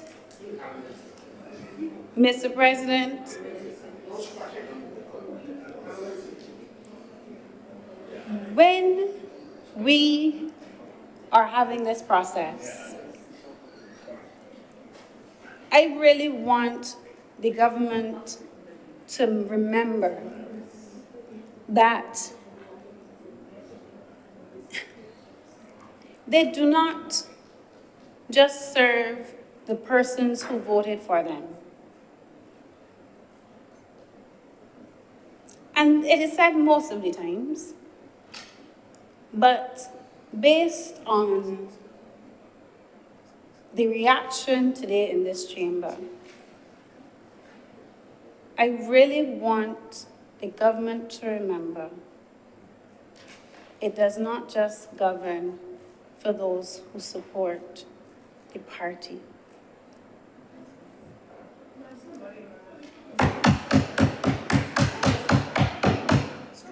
Mr. President,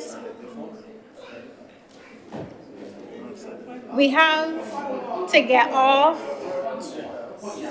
Sir, we have to, at some point, demonstrate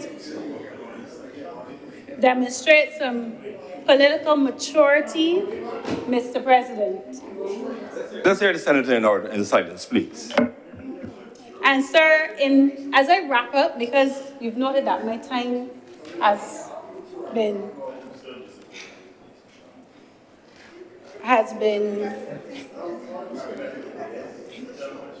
so in this next stage of our democracy, I want us to really think, reason, debate, and brainstorm on how we transform systems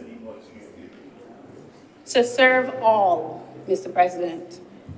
And unfortunately, Mr. President, some of the things that will benefit us in the future means that those who have power will have to relinquish some of it. And those who do not engage with processes will now have to engage.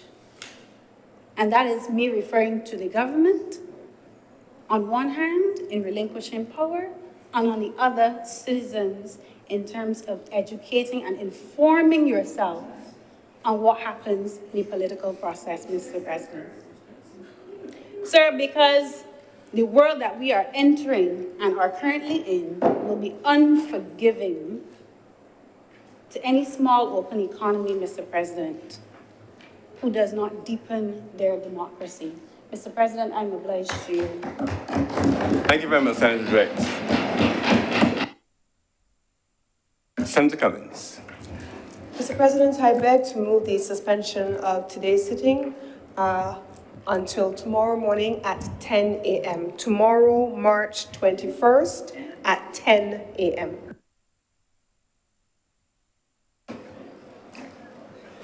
Just a reminder, honourable members, that there are specific rules concerning the resumption of a sitting on suspension and be guided accordingly. 10 o'clock is not 2 o'clock. And therefore, I put the question. Honourable, the question is that this Honourable Senate will now adjourn until 10 a.m. tomorrow, Tuesday, March 21st, 2023. All the senators in favor, please say aye. Aye. Those against, please say no. I think the ayes have it. This sitting is therefore duly suspended.